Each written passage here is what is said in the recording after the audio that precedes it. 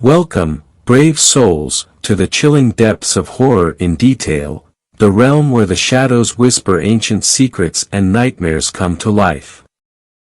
I am your guide through the darkness, and on this channel, we delve into the spine-chilling world of Wendigo horror stories that will send shivers down your spine. First story. This story was shared by you/inadequate04. Something is stalking around the Santan Mountains.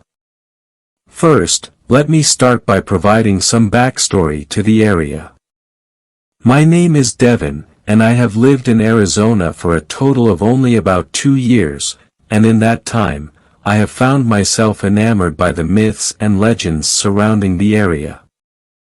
Arizona is no stranger to the mysterious, and I often found myself passing the nights away reading stories of the Navajo skinwalkers, the Mogollon monster, El Chupacabra, and even some accounts of La Llorona.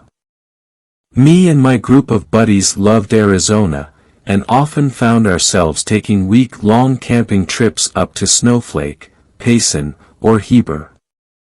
Throughout all of those trips, we had never seen or experienced anything too out of the ordinary. The only notable occurrence we had ever encountered were some strange noises that could be heard at night around the campsites, but that was usually chalked up to nerves from being so far away from the city or a prank pulled by one of the other guys. We would regularly gather around the fire and tell stories of the various cryptids and legends around the area, looking to creep each other out as we had a drink in order to add a sense of excitement to our usual trips. We had never expected to witness any strange events ourselves. This trip, the outing where it all happened, started just like the rest. Just 4 months ago, one September morning, our little ragtag group of 6, Luke, Bobby, John, Derek, Jack, and myself worked to gather the necessary supplies for our next adventure. Luke and Bobby were in charge of general supplies, gathering tents, flashlights, and the like. They grabbed 3 two-person tents, a few lanterns to set around the area, as well as some handheld flashlights, some extra supplies that we would need to start a fire and cook food, and loaded the truck bed with some extra wood pallets to break down for the fire. John was on food duty, and arranged a plethora of canned and freeze-dried food, water bottles, and the most important camping staple, supplies for s'mores. We had put Derek and Jack on a beer run, and packed up a few cases of Coors, pack of Corona, some seltzers, and even a small Dos Equis keg that one of them had grabbed because it looked cool. While everyone else was gathering supplies, I made arrangements and got any permits we would need.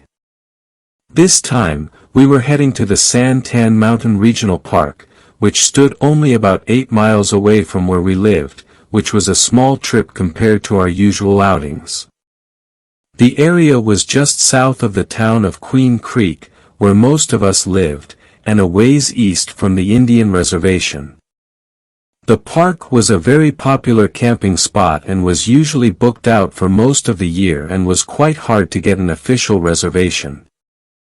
Instead of going the traditional route, we decided it would be best to delve further into the territory than the set-up camping grounds, as we wouldn't have to deal with other campers, and could party through the night without disturbing others. That afternoon, we loaded up the truck to carry all of our supplies, and piled in to be on our way. We each brought with us a rifle, as it would be our method of defense. We did not bring them expecting to have to use them, but it had just become a common practice to be prepared for the worst, so they usually just sat in the truck nearby or in the tents bagged up. After our trucks were loaded up, we drove the relatively short distance to the grounds and delved deep into the territory until we found a suitable spot. The entire park was covered in brush, cacti, and rocky cliffs, which was a change from the usual forests we camped out in. We decided on a spot that was bordered by some small rock formations and had already been somewhat cleared of large brush. When we stepped out of the trucks, it was obvious that the spot had been used before, as there sat a circle of rocks that was obviously for a fire, and the site was littered with abandoned camping supplies. There was trash and empty beer bottles strewn about, and even a tent that lied flat on the ground. Upon closer inspection, I noticed that the tent was torn to shreds and covered with what looked like large marks made by claws. We thought that this was strange, but just chalked it up to a wild animal nesting in it at one point, or some crazy campers riding a high and freaking out. Who would just leave all of this out here? I said, bewildered at the lack of consideration from the previous campers. Some people. Derek said back generally, shaking his head side to side. We grabbed some bags from the truck and proceeded to clean up the site a bit before we began to set up our tents, a process that only took about an hour. Around this time, the sun had begun to set, so we began breaking down a pallet and setting up a fire. That night was uneventful and was just a small diner of canned stews and a few beers afterward before we settled down to bed. Our 3 tents were split between John and Derek, Luke and Jack, and finally Bobby and myself. We were already pretty tired from our earlier preparations and found ourselves dozing off pretty quickly. Sometime in the early morning, it couldn't have been earlier than 3 a.m., I suddenly woke up in a cold sweat. I sat up in my sleeping bag and looked around to see Bobby passed out to my right. I was still groggy, but I could just barely hear the sound of footsteps from nearby my tent over Bobby's snores. I would usually just pass it off as someone getting up to take a piss, but something about the sound of the steps unsettled me. There was no rhythm or reason to them like a normal human's footsteps would. It was like something large was limping or just learning how to walk. That is when I noticed the smell. It smelled like a mixture of rotting meat and mildew, like what wet clothes smell like when they have sat in a pile for a few days. It was overpowering. I could barely even think. My eyes began to water and I think I even gagged a few times. I unzipped my tent and stepped outside quickly to throw up. I emptied the contents of my stomach on the rocks a couple of feet away from the tent and proceeded to dry heave for the next minute or two.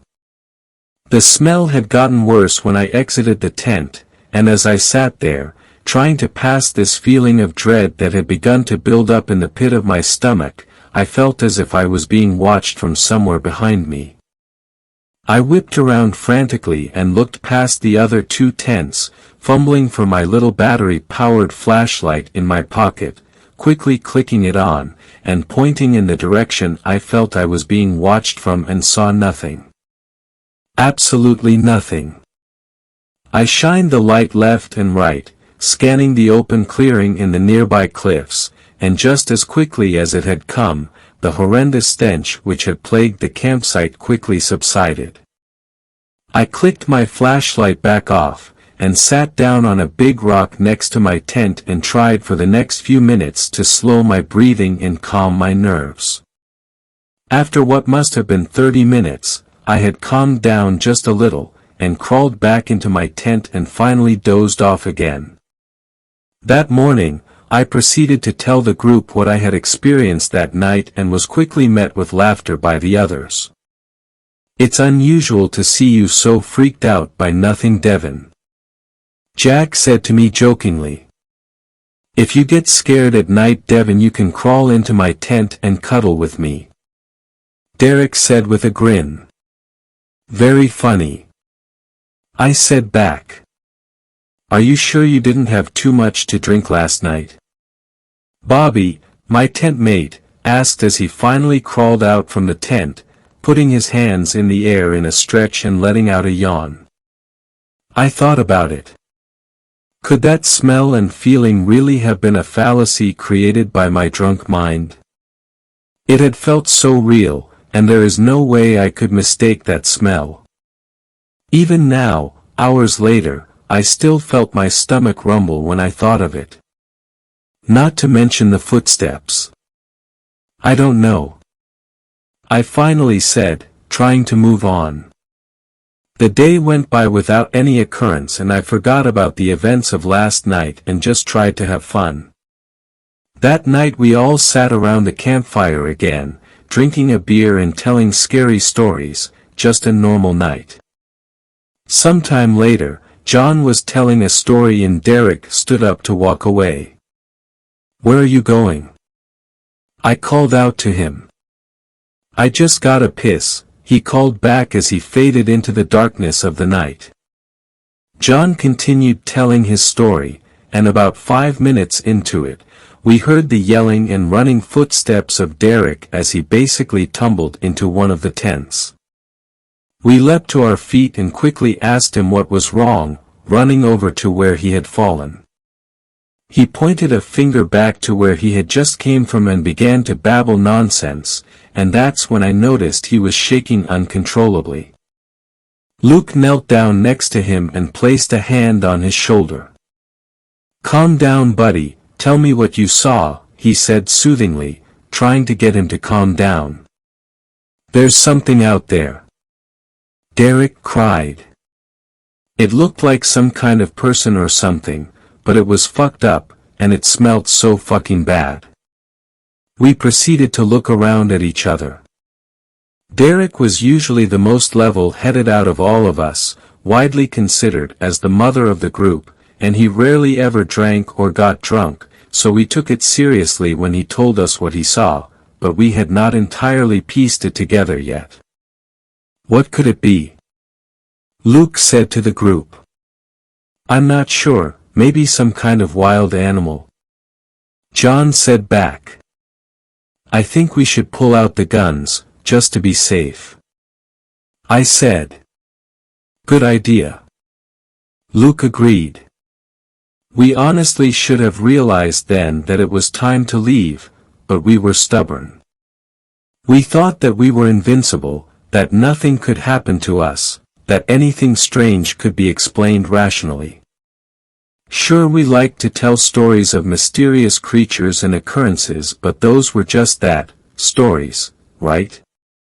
We each pulled out our hunting rifles and sat back around the fire once again, trying to stay calm in light of what just happened. That's when we started to hear the sounds. It sounded like screaming, all around us. It sounded like it was coming from one source, but it was coming from multiple places and directions, like whatever was making the noise was traveling around us impossibly fast. John pointed out that it sounded like Derek's scream. I realized that he was right. It sounded exactly like how Derek had yelled earlier when he ran back to camp. Like his scream had been recorded and was played over a speaker over and over again. It sounded artificial, like an animal was trying to mimic a human scream. That's when I noticed the smell. That ungodly stench had returned, and this time, everyone else could smell it. We were all standing up at this point, backs pointed towards the fire, aiming our rifles out into the darkness, trying our best to cover our noses to block out that mind-numbing stench. Then suddenly, the sounds just stopped, and the smell subsided. We had a hard time falling asleep that night, yet despite what we had just experienced, we weren't quite ready to leave yet. To this day, they'll never know why we didn't just leave. Later in the night, I was once again awoken suddenly, only to realize that smell had returned. At this point I was done. I was tired of being afraid of whatever was out here in the wilderness, just outside of my home. I grabbed my rifle that was sitting next to my sleeping bag, quietly unzipped the tent, and poked my head out to see what was outside. What I saw will haunt me for the rest of my life. Standing upright, just past the dying embers of the campfire, hunched over the one of the tents, was an abomination of which I had no name for. It was tall, at least 7 feet tall, and was covered head to toe in sickly pale skin that seemed to almost reflect in the moonlight. In different spots, its body seemed to be almost rotting, with different patches of flesh hanging loosely off of its body and limbs. As I took a closer look at it, I noticed its gangly arms held down by its sides were different lengths. One arm was longer than the other, and not just slightly, but by a few inches. Its arms were skinny and bony, seemed impossible long, and had joints turning in all the wrong areas. At the end of its hands it had what looked to be long finger-like claws. I was not able to get a good look at its face yet as it was turned away from me, standing over one of the tents across from me. I felt this rising sense of indescribable dread as I watched it. I thought of all the possibilities in my head, thinking back to the torn-up tent that we had noticed when we first arrived. I imagined that at any moment, this creature could rip through the tent and my friends with its claws before they could even react. With a burst of adrenaline, I open my tent the rest of the way slowly, walk quietly outside, and aim my rifle at the head of this creature. Just before I am about to shoot this thing, I hear Bobby's fearful yell behind me. "What the fuck is that?" he yells. The creature in front of me whips around at an impossible speed. That's when I saw its face for the first time. It had deep hollow sockets where its eyes were, and its eyes glowed a menacing yellow. Its mouth stood agape with a fear-inducing set of jagged sharp teeth, and it let out a mind-numbing screech that sounded like a mix of a high-pitched screech and low growl. I tried to shoot it, but I either missed, or the bullet did no damage, knocking me down, and dug its claws into the sides or my torso. I screamed in pain, feeling the creature's claws digging into my flesh, looking into the eyes of this thing on top of me, smelling its rancid breath, almost causing me to pass out. At this point everyone else had already woken up, and the other 5 men jumped out of their tents in a flurry, aiming their rifles at this thing and unloaded into it, trying their best not to hit me in the process. The barrage of gunfire most have at least injured it because it recoiled in some kind of pain and got off me, releasing me from its clawed death grip and stumbled a few yards away. In that moment, Derek and Luke grabbed me as John, Jack, and Bobby reloaded and continued to fire in the direction it stumbled off into. I winced with pain as Derek and Luke lift me up. That dreadful screech fills our ears once again as we book it to the trucks. We pile in quickly, leaving behind all of our tents and supplies, and start to speed away. This thing must have been chasing us, because that scream seemed to follow us. How is it this fast? We're going like 80 miles an hour, said Bobby in the driver's seat as he pressed the pedal to the floor, trying his best to maneuver the pitch-black landscape to get back to the trails. I don't know, Derek was stammering as he begun to put pressure on the deep wounds on my side as I groaned in pain. The road was bumpy and it felt like we were being pushed and pulled in different directions as we drove. The sound of the creature's shrieks and creaking metal filled our ears. Eventually, we couldn't hear the sounds of the creature anymore, but we never once slowed down, speeding past the checkpoint to enter the park and speeding off the lit town streets. I must have passed out along the way because the next thing I remember is waking up 2 days later in a hospital bed. Apparently, after I was stable, my friends went to the police and the park rangers, telling them what we had experienced. They left out some of the more unbelievable details but recounted details of the creature, the sound it made, and the smell. The authorities seemed skeptical at first but were more inclined to believe that something was out there after seeing the state that I was in and seeing the damage done to the trucks. What I had not yet seen or noticed was that the trucks were covered in large deep claw marks on the sides and the back bumper was torn off. That's when I realized that we had just barely escaped with our lives. What was this thing? How could it be fast enough to chase a high-speed truck? How could it have the strength to rip through a metal frame like paper? Why didn't bullets seem to hurt it? I was filled with so many questions that I did not particularly want the answers to. When I was finally released from the hospital, and reunited with my friends, we never spoke about the events that happened on that trip. I don't even know why I am typing this out. Maybe just to get it off my chest so I can finally move on, but I must warn everyone reading this. Be careful when camping deep in the Santan Mountains. Second story. This story was shared by you/group. I received an emergency alert while ice fishing. The emergency alert on my phone went off with a shrill noise, repeating 3 times and vibrating angrily, just as I was bringing the last of my belongings into the cabin. I took the device from my pocket and stared at it in disbelief for at least a minute before the realization set in that I would have to leave, only moments after arriving. My hands were shaking from the cold as I read through it again. Severe weather alert, heavy snowfall in the Frontenac region is expected to begin tomorrow. 60 to 80 centimeters of precipitation. Not good. I realized the roads would be impassable by this time the following day. That meant I would have to leave early the next morning to avoid being stuck on the roads in the blizzard. Which subsequently meant 0 ice fishing time for me. I'd be lucky to make it home before it started coming down in earnest.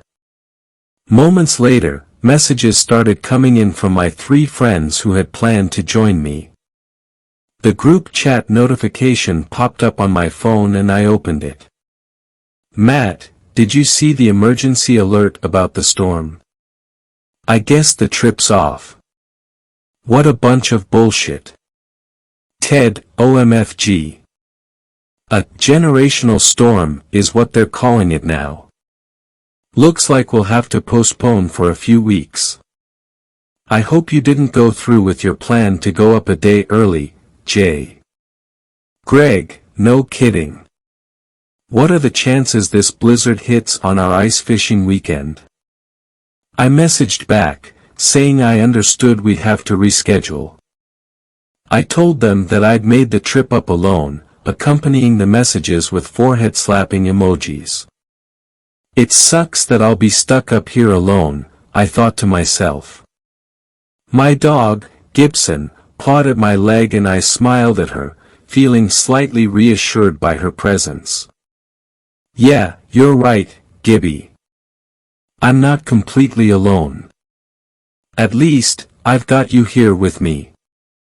After putting down a bowl of water and another containing kibble, my next priority was to start a fire in the small black stove at the center of the main living area. There was wood stacked up in a neat pile next to it and small bags containing kindling which we'd brought with us in the summer and left behind. At first glance it looked like a large enough stack, but I knew from experience I would need twice as much as it appeared to make it through the night, so I went outside to gather more from beneath the boathouse. The family cottage was a rustic one, to put it mildly. There was no running water, no electricity, and the cabin was poorly insulated. Perennially procrastinated repairs were needed in more than one place, including the floor beneath one bed which had partially collapsed, letting in a slight trickle of cold air from outside. It was drafty and I could hear the sounds of mice which had made their way in through the gaps, burrowing in the bedroom and finding their way into an old coat or a sleeping bag that someone had left behind. I sighed as I lit the kerosene lamps which were scattered on wobbly tables around the main living area. There was something about having vermin in the cottage that set me on edge. But at least Gibson's presence would keep them at a distance. After filling the place with a warm flickering glow from the half-dozen kerosene lamps, I felt a little better. There was reassurance in having fire, and I started working on making a big one in the stove that would keep me warm through the night. I loosely wadded up some newspaper and then stacked dry kindling on top, making a teepee. Over that, I added larger pieces of wood, until it was piled up to the ceiling of the small stove. Then I lit a strip of cardboard and held it up to the paper inside, catching it alight from several places, watching as it began to burn, and then flared up in a bright, white-orange glow. Holding my hands up to the fire, I watched it and warmed myself up. Eventually I took off my boots and my coat, the entire cottage gradually getting toasty. There was no sense unpacking, I thought, taking a beer out of the cooler and opening it. I took a sip and couldn't help but grimace at the taste. I'd never tried the brand before and I'd picked it up on a recommendation. It was awful. And lukewarm to boot. Par for the course considering the trip so far. I took out my phone and watched Netflix while the beer went flat beside me. I lifted Gibson up onto the futon with me, so that she was off the floor, and close to the fire where it was warm. Eventually I got bored of office reruns and called it a night, adding another log to the fire and reminding myself to wake up in an hour to keep it going. Pulling the futon even closer to the stove so that it was as close to the fire as safety would allow, I curled up in my sleeping bag and drifted off into an uncomfortable slumber, constantly tossing and turning, trying to stay warm but not succeeding. I woke up to the sound of whining coming from Gibson trembling on the bed beside me. I was so cold that I was actually scared. My teeth were chattering uncontrollably and I realized a few hours had passed. The fire had gone out completely, reduced to mere embers at the base of the stove. I put on my jacket and blew hot breath onto my fingers, pulling Gibson closer to me. She was shaking badly as well. My hands were trembling as I put more newspaper and kindling onto the fire, blowing into the embers and hoping they would reignite. My lungs felt frozen and my heart was beating fast, my skin prickling with pins and needles turning into total numbness in my extremities. I'd never felt so cold in my life, and realized it was far beyond the weather forecasted on the news. It seemed like it was -30 degrees, and steadily dropping further. Terrified that I would not be able to get my body temperature back up, my mind started racing, thinking of worst-case scenarios. If I couldn't stop shaking pretty soon, it would be impossible to start a fire again. I recalled that my truck was just outside, and I could get in there and start it up, turning on the heat until I felt warm again. But the idea of getting out there and the truck refusing to start was too much to take. And considering the state of the beat-up old Ford, that seemed like a distinct possibility. So I continued stoking the fire, blowing on the precious few embers and adding more newspaper every so often, until a tiny flame had begun to grow. I held my shaking hands up to the measly fire and added pieces of kindling sparingly, one by one, terrified of it going out again. Pulling Gibson closer, we shared each other's warmth and I began to feel half-human again. A sound came from outside the cabin suddenly, startling me and causing me to jump, my heart skipping a beat then pounding faster and faster in my chest. A noise like fingernails being dragged across the siding could be heard from all around, echoing in the small space. Something was going from one end of the cottage to the other, attempting to get inside. Deep, guttural breathing could be heard, grunting and snorting, desperate as it scraped its talons against the boarded-up windows. Gibson began to whine, making high-pitched noises as she huddled closer to me, and I put my hand over her muzzle, muffling her sounds. Was it a bear? I wondered, and realized I was holding my breath. I thought about the holes in the flimsy facade of the cabin. The spot beneath the bed where mice were getting in. I thought about the broken screen door and the wooden one behind that which needed to be replaced, almost falling off its rusty hinges. The entire cottage felt so frail and insecure all of a sudden, as I heard the loud noise of whatever that thing was, breathing heavily just outside, trying to get in.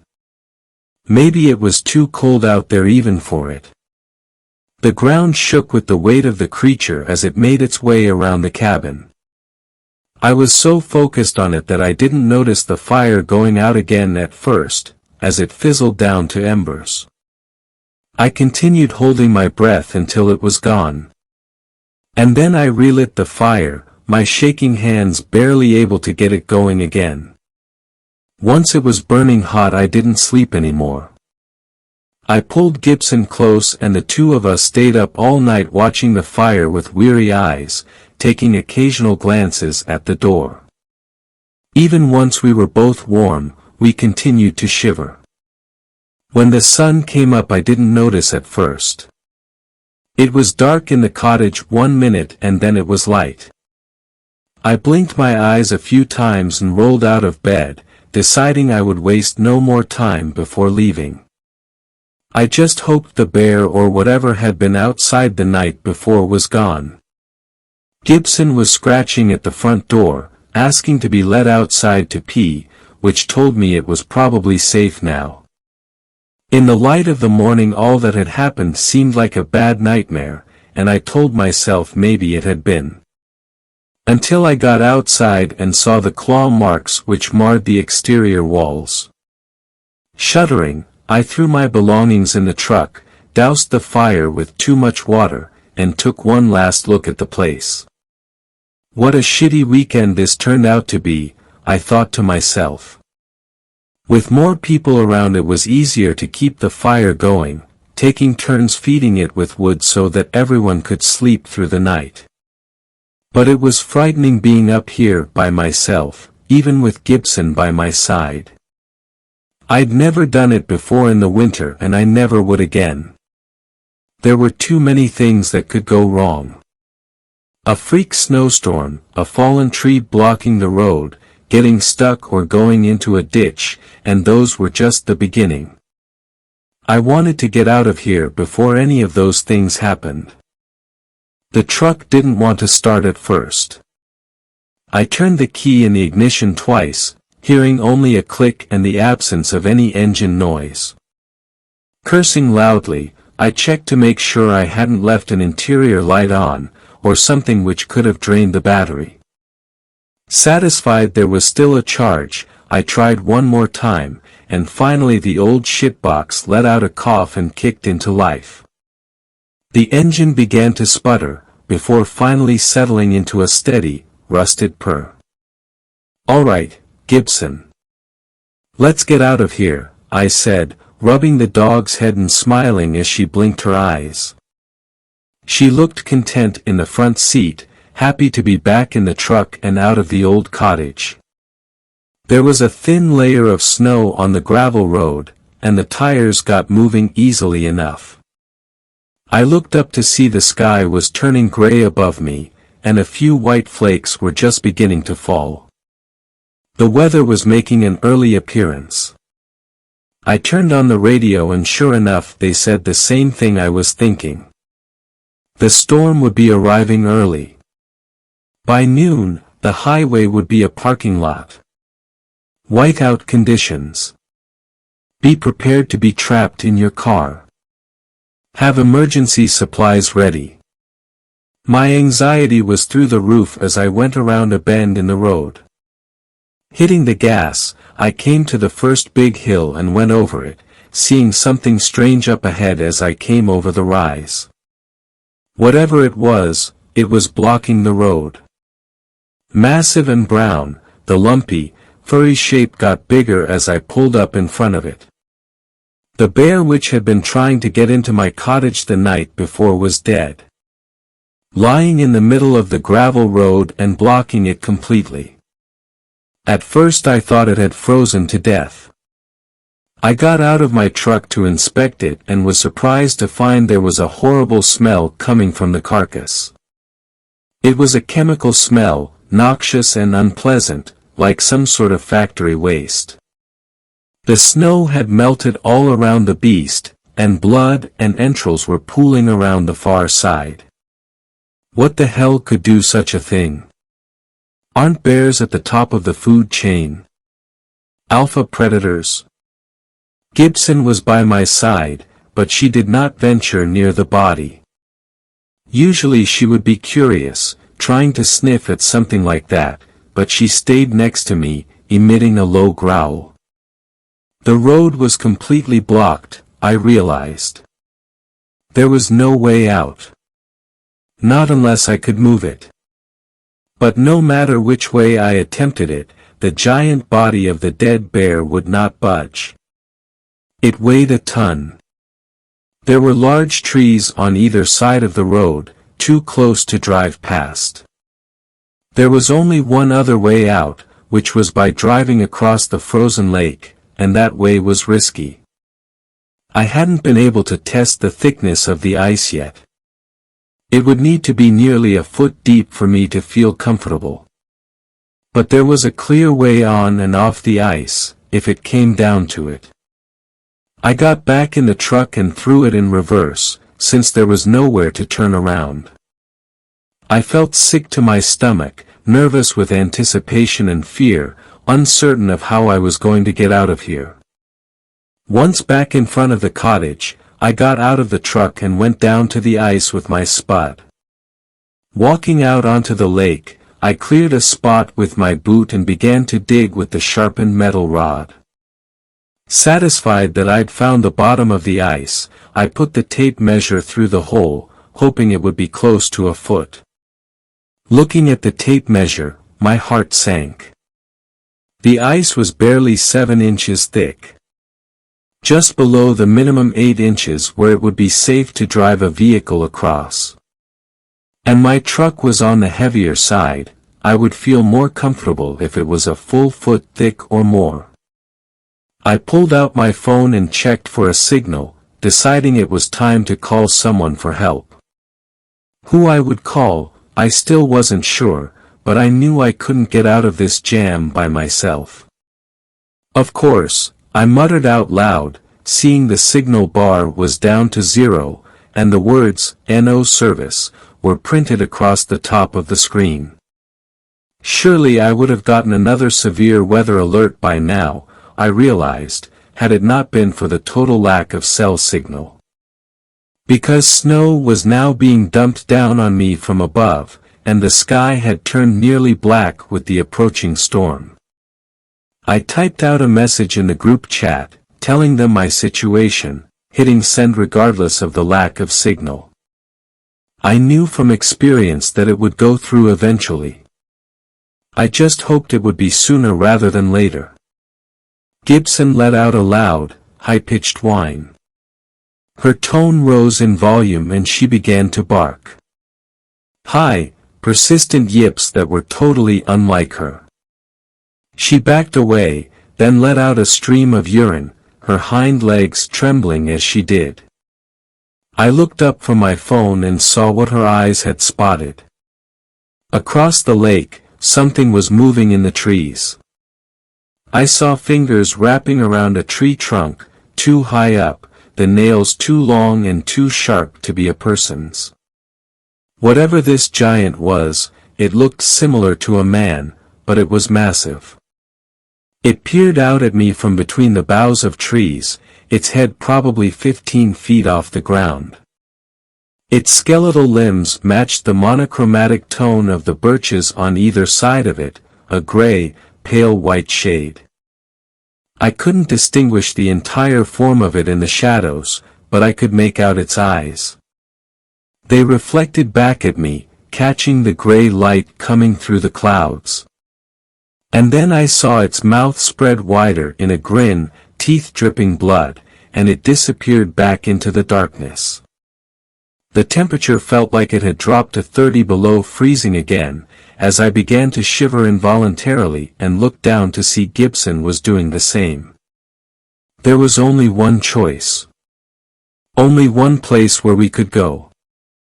The cabin. It was either that or risk plunging the truck into a frozen lake, attempting to drive across. We were on a small peninsula, surrounded by water on all sides, only one way in or out. And that way was blocked by the body of a giant brown bear. I took the dog back inside the cottage and locked the doors, taking uneasy glances outside through the cracks in the boarded-up windows. What the hell was that thing in the forest?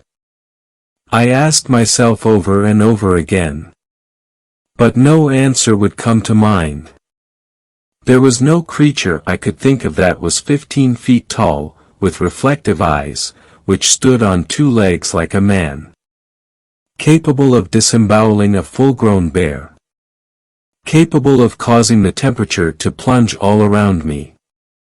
There was only one creature capable of that. And it wasn't supposed to exist. It was something from myth and from folklore, from legends that aren't supposed to be real. It's a Wendigo, I said aloud, immediately regretting the words, as if saying them made it true. As if saying them would summon it. Wendigos are supernatural creatures born of Canadian First Nations folklore. They live in cold, remote places, and make people go mad merely through their presence. They thrive on the hunger, despair, and loneliness of their victims, who usually live in remote communities. They drive families apart, instilling urges of cannibalism in people and making them want to consume their own loved ones, during the lean, hard months of winter. They turn people into raving cannibals, driving away all their loved ones. And then, once you're alone, the Wendigo strikes.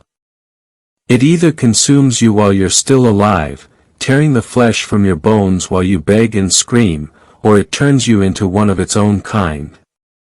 But the Wendigo's greatest curse is that no matter how much flesh it consumes, it only grows hungrier.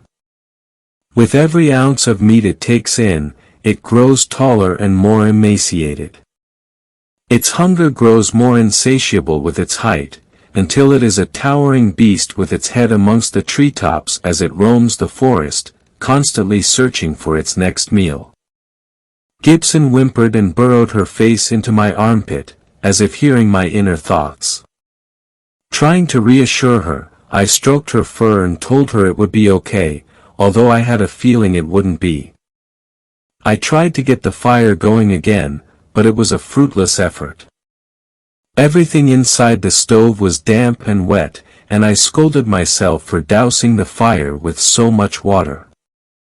Still, I kept at it, knowing we might be stuck there for a while. Pretty soon the wind was howling and blowing outside and the snow was piling up in front of the door. I made a point of opening it every so often and clearing the front steps, knowing that I would need firewood, taking weary glances off into the forest across the lake as I did so. Finally I got the fire started, a low, guttering flame in the stove which wanted to go out all the time. Everything was damp but I kept feeding fresh kindling into it, nursing it until it kept going by itself.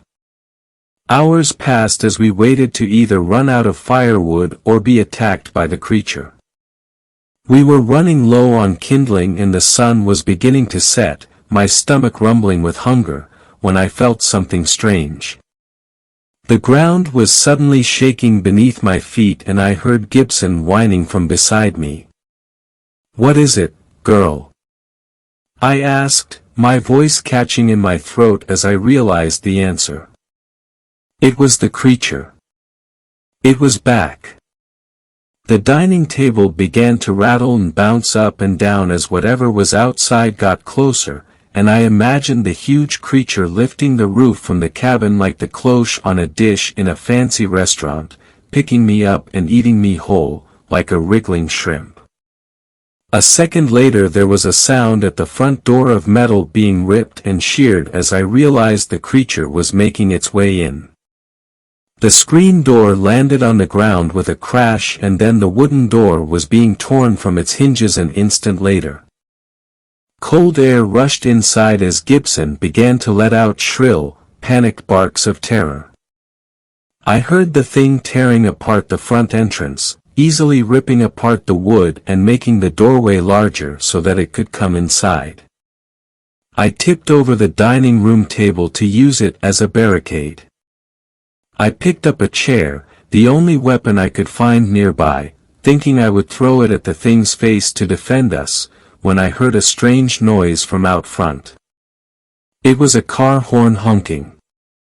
Someone had come to save me. I heard a loud ding and pulled out my phone and saw the green check mark beside my group chat message, indicating at some point it had gone through, at some brief moment when there'd been a gap in the clouds.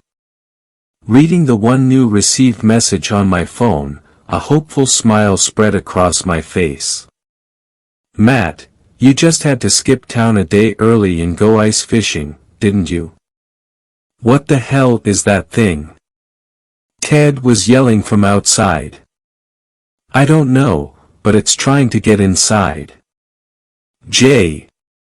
Are you there? I shouted back that I was. There was a loud screech from outside which I realized had come from the monster. They'd actually wounded it somehow. I ran to the front door with Gibson and looked up, seeing the creature for the first time. It stood with its back to us, its head among the treetops, even taller than it had appeared at first. My friends had caught it off guard, but now it was fully aware of them, and it was going after them. The Wendigo was distracted by something in front of the cottage, and I realized one of my friends had gotten out of the car and they were using themselves as bait, so that I could flee the cottage safely. They had driven across the ice with their lighter vehicle, just as I had hoped to do. I guessed that they'd also run into trouble moving the body of the giant bear which blocked the road. Jay!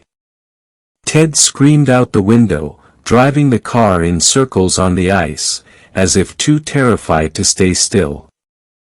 I raced over to the car, slipping and sliding on the lake ice. It was Matt who was distracting the Wendigo, I realized, and I called for him to get away from the thing. It was too large and too fast. He didn't know what he was dealing with, but that was Matt. He was always the act first, think later type. Not only that, but he often put himself in harm's way for his friends. He turned to look at me and gave a thumbs up, his attention diverted from the creature for a split second too long. As Gibson and I got into the car, we heard his screams, and I looked to see the Wendigo had closed the distance in an instant, and was picking him up like an insect, turning him and taking bites from him in places. As Matt screamed for help, the creature peeled off his skin, exposing his skull as he ate his face. The calls for help turned to bubbling gurgles and wet, choked sounds, and I nearly got out of the car to run after him, but Ted grabbed my wrist and pulled me back inside. You can't save him, he said with wet, red-rimmed eyes, and eventually I relented. We raced away across the icy lake, making a path through the blizzard, cutting a swath out of the fresh fallen snow on our way back to the main roads. For a while we debated what to do. Should we call the police? Our friend had just died after all. But we knew that if we did we would be considered suspects. And with no other reasonable explanation, they would pin the death on us. They would say we killed him. There was no box you could check on an official police report, citing a Wendigo attack, after all. Such things didn't exist. They were myths. Legends. As it turned out, we wouldn't have to worry about it. A message popped up from Matt on the group chat just a few minutes after we got home, and I had to tell myself it wasn't all just a nightmare, hallucination from the cold and from lack of sleep and food. But Ted and Greg both told me I hadn't imagined it. What we saw was real. As much as I wish it wasn't. The three of us read the message on the group chat again and again.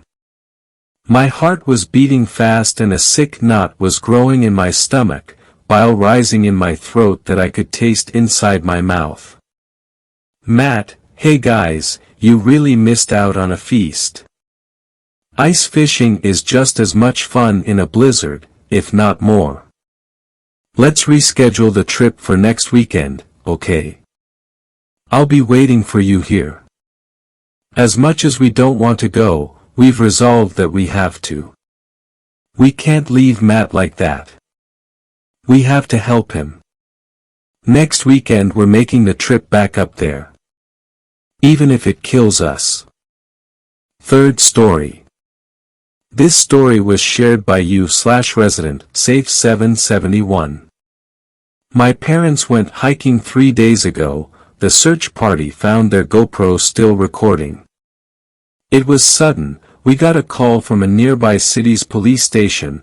Our uncle who was taking care of me and my sister while our parents were away answered the phone. We were confused as to why our uncle was crying until we learned the news. Our parents were found dead over 11 miles away from where they started hiking over 3 days ago. I was horrified. I felt as if my world has just splintered into nothing, and my sister just fell to the floor while I just sat there, blank face and warm tears running down my cheeks. The sheriff was obligated to ask us where we wanted the funeral, and other questions. Thankfully my uncle pulled himself together and scheduled his own brother and sister-in-law's funeral by himself. The weeks flew by as the weekend was over and I was left in a well of grief, still processing all that had recently happened. Eventually, we got another call, telling us that another piece of evidence had been found. We initially dismissed it, until they told us that it belonged to our parents. As they told us, the more intrigued we were, until my uncle decided to drive us all down there. After all of us at least wanted to see their faces one more time, since mysteriously, the funeral was closed casket. Once we got there we waited in the waiting room until a man guided us in. They said they had not yet reviewed the footage, and that when they found it, it was covered in blood and still recording even though it was clearly damaged. Finally, we got to a room where they were ready to play the footage, and all of us took a seat before the man who led us in started the video. At first, it was just my parents walking. We fast-forwarded, more walking, some fishing, picking up sticks and skipping rocks. I was simply happy to see my parents again, even if it was just a recording. We went to the next video. My parents were just walking, but looked noticeably tired and anxious. Eventually, while they were resting, my mother broke the silence. "Did you hear any of that last night?" My father responded, "Yeah, it sounded so odd, like it was directly in my ear, but also near a mile away." She gave him an agreeing nod. Eventually they kept walking, not breaking the silence until they camped. "Do you think it will happen again?" my mother asked. My father responded, "It had to have been just some animal. No creature would follow us that far just to make some noises and not do anything to us. But what if it dash?" My mother was cut off. "Just trust me, we'll leave tomorrow and forget any of this happened." My father tried to reassure her. It worked and they went to bed. On the third day though, something was off. My mother no longer had her bright energy accompanying her, and my father seemed to be suffering from sleep deprivation. It felt as though my parents were just husks of their former selves. And more ominous than that, there was a strange, faint background noise constantly playing for the first 3 hours. Then it just stopped. My parents looked around and seemed to sigh and become way more relaxed. then they stopped for a food break at a small creek. It seemed good, until that noise started back up, and louder than before. This caused notable dread in my parents, as the fear in their eyes was visible. They both ran away, leaving all their food behind, as the noise kept getting louder. Eventually, my mother tripped and her bone-chilling screams could be heard in the background as the noise seemed to stop with her. After 2 hours of non-stop running, my father ended up at our house backyard. I heard him sobbing uncontrollably. He was a mess just by the audio. He started to get it together and approach our house, until the light around him seemed to wash away, like fresh paint in reaction to water. We sat there watching this overwhelming silence and darkness, until it was broken by a faint sound. Then it got louder, and louder, until it felt like my eardrums were about to pop. My father appeared back in the woods, but he was not alone. As he turned, a part of the screen seemed to warp and glitch out. My father looked at it, and started screaming as the thing approached him in the blink of an eye. My father seemed to be screaming as something was inserted into his mouth, then it stopped when the snapping of his bones was heard. The GoPro fell onto the ground, and it filmed my father floating over the glitching part of the screen. Then both of them just seemed to phase out of focus, and into nothingness. I was in shock by what I saw, and so was everyone else in the room with me. My sister was pale, and my uncle looked completely petrified. Finally, the police escorted us out. The drive home was silent, and we all seemed to not dare to speak a word, because, in the silence, we all heard it. The faint sound of the thing that killed my parents, slowly approaching. Fourth story. This story was shared by you/drblackjack21. My girlfriend took me camping. I just want to start by saying that dating is hard. Once you get past all the bots, ads, and scammers and meet a real person, the guessing game begins. Why is this person actually available right now? Are they really just down on their luck, or is it something else that you're happier not knowing? Then, once you figure out their deep dark secrets, the question becomes, are they willing to put up with your deep dark secrets? This process can take weeks to sort out, usually resulting in a dead end somewhere, forcing you to start over. The whole thing is frustrating, demeaning, and humiliating enough that you're physically and emotionally exhausted, making you just want to give up and be a loner. Now I know what you're wondering. What's this got to do with anything? Well, it's kind of simple. A little bit ago, I wrote about how my girlfriend, Wendy, never eats and that I heard some unsettling things at her house the last time I visited. Well, I decided to keep seeing Wendy. Sure, she might have some unusual habits, but she makes me feel good about myself, and I'm happy with her. So what if she never eats or chases off bears while nude in the middle of the night? Compared to returning to the dating scene, that's really not so bad.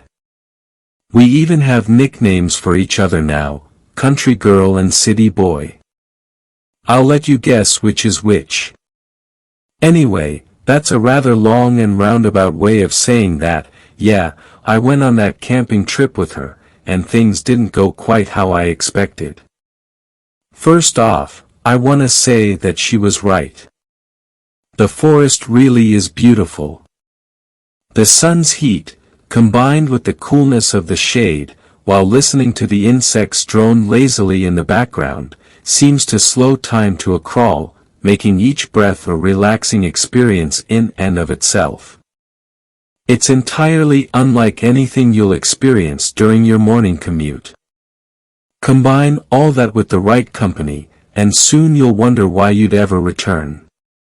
And let me tell you, Wendy is 100% the right company. Wendy was quick with tips to make the hike easier, From how to properly distribute your pack load to how to lace your shoes for maximum comfort. During the trek to where we were going to set up camp, she alternated between offering interesting bits of information about the local flora and fauna and walking in silence, allowing me to get lost in the experience. The whole affair made me want to give up the city life and move to the country. There was just one thing during the walk that wasn't as pleasant as everything else. At one point, we must have walked too close to a skunk or a rotting carcass or something because the whole area around us started to reek.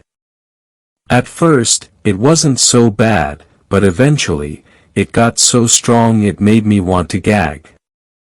I jokingly mentioned it to Wendy, but she just looked ahead like she was determined and told me, "Pick up the pace. We'll be past it soon enough." Sure enough, we eventually got past the smell, and things quickly became pleasant again. The rest of the hike passed without incident, and Wendy even helped me set up the tent. Her evident experience in the matter showed through because it took no time. Soon enough, everything was ready, and we even had a nice, cheerful fire roaring. This time, when she pulled out the supplies for dinner, I didn't even bat an eye when it was clearly only enough for one. Whatever was going on with her, this was just the way it was going to be. It was up to me to accept that or move on, and I'd made my call. But I have to say, for someone who never seems to eat, she sure knows how to sear a steak to perfection. After a pleasant evening and an even more pleasant night, we passed out in the tent together while listening to the crickets and the more distant owls. But of course, if that's all that happened, I wouldn't be writing about it here. Sometime during the night, I awoke to find I was alone in the tent. This wasn't too unexpected because Wendy was both an outdoor enthusiast and a bit of a night owl. I debated calling out to her, but something in the air felt like I shouldn't disturb it with such an out-of-place sound. However, Mother Nature did have her demands, and it was time to answer her call. As I unzipped the tent and stepped out, I couldn't help but look up into the night sky. The stars were breathtaking. You never see this many this vibrant in the city. However, their beauty couldn't distract me for long in the face of more, urgent demands. Do you know that feeling when you've been holding it in a little too long and finally experience relief? If it weren't for my experiences earlier that night, I might be tempted to claim it is better than sex, but we'll just say it was still pretty euphoric. Maybe it distracted me from the fact that all the usual night sounds had suddenly gone quiet, but it couldn't distract me from the sudden smell of rotting flesh. It was even stronger than it had been on the trail and was accompanied by the kind of fear that you usually feel when you're very young and just starting to wonder if there might be reasons sounds go bump in the night. I gagged as I struggled to cut off the stream, zip up my pants, and retreat into the tent again. Once in the tent, I reached for the flashlight, then hesitated. I desperately wanted to see better, but something in the back of my mind told me it was better to remain hidden. Of course, I don't know how well hidden a blue tent in the middle of the forest can be, but turning on a flashlight would be like activating a beacon for everything within a few miles to see. I sat in the dark for I don't know how long, feeling my heart pound through my chest loud enough that I was sure whatever was out there could hear it clearly. Thankfully, the smell eventually faded, but I was still so high on adrenaline that I knew I wouldn't sleep another wink for the rest of the night. Or so I thought. The following day, I awoke with Wendy cuddled in my arm, with one of her legs and arms draped over me, and once again, she was totally nude. Now, I was pretty sure she'd put on some pajamas before going to bed, but as she stirred and I got a good look at what was on display, I suddenly didn't care all that much. Eventually, she smiled lazily up at me and spoke. You sleep all right, city boy? You seem to have some pretty rough dreams in the middle of the night. At the time, those words made perfect sense. In the light of day, it seemed pretty clear that whatever happened last night was probably just a vivid dream brought on by the experiences of the day before and an unfamiliar environment. After a bit more time together, we decided to get up and tackle another day in the forest. However, when I finally crawled out of the tent, I could see our entire camp was in disarray. It was like something had gone through and tossed everything around. A few of the more delicate items were totally demolished. After a moment, I called out. Hey. You might want to take a look at this. As Wendy crawled out of the tent, she made a face. Must have been a bear. They usually don't come out this way, so I wasn't too worried about them. I guess that's on me, sorry. A bear, that kind of made sense. At least, I told myself so. As we were cleaning up, I even saw tracks, though, in my inexperience as a city boy, I would have said they belonged to a dog, not a bear. A huge dog. Maybe a wolf. What was even odder was when I found what looked like hoof prints. Looking at the prints, I realized that deer must be much bigger than they look on TV since they were more than twice as long as my hand. There isn't much more to say about the day. We fixed the place up, had breakfast, went on a hike, made dinner, and called it a night, with a few other minor activities sprinkled throughout. I was back to enjoying the trip, so much so that I had mostly forgotten about the night before.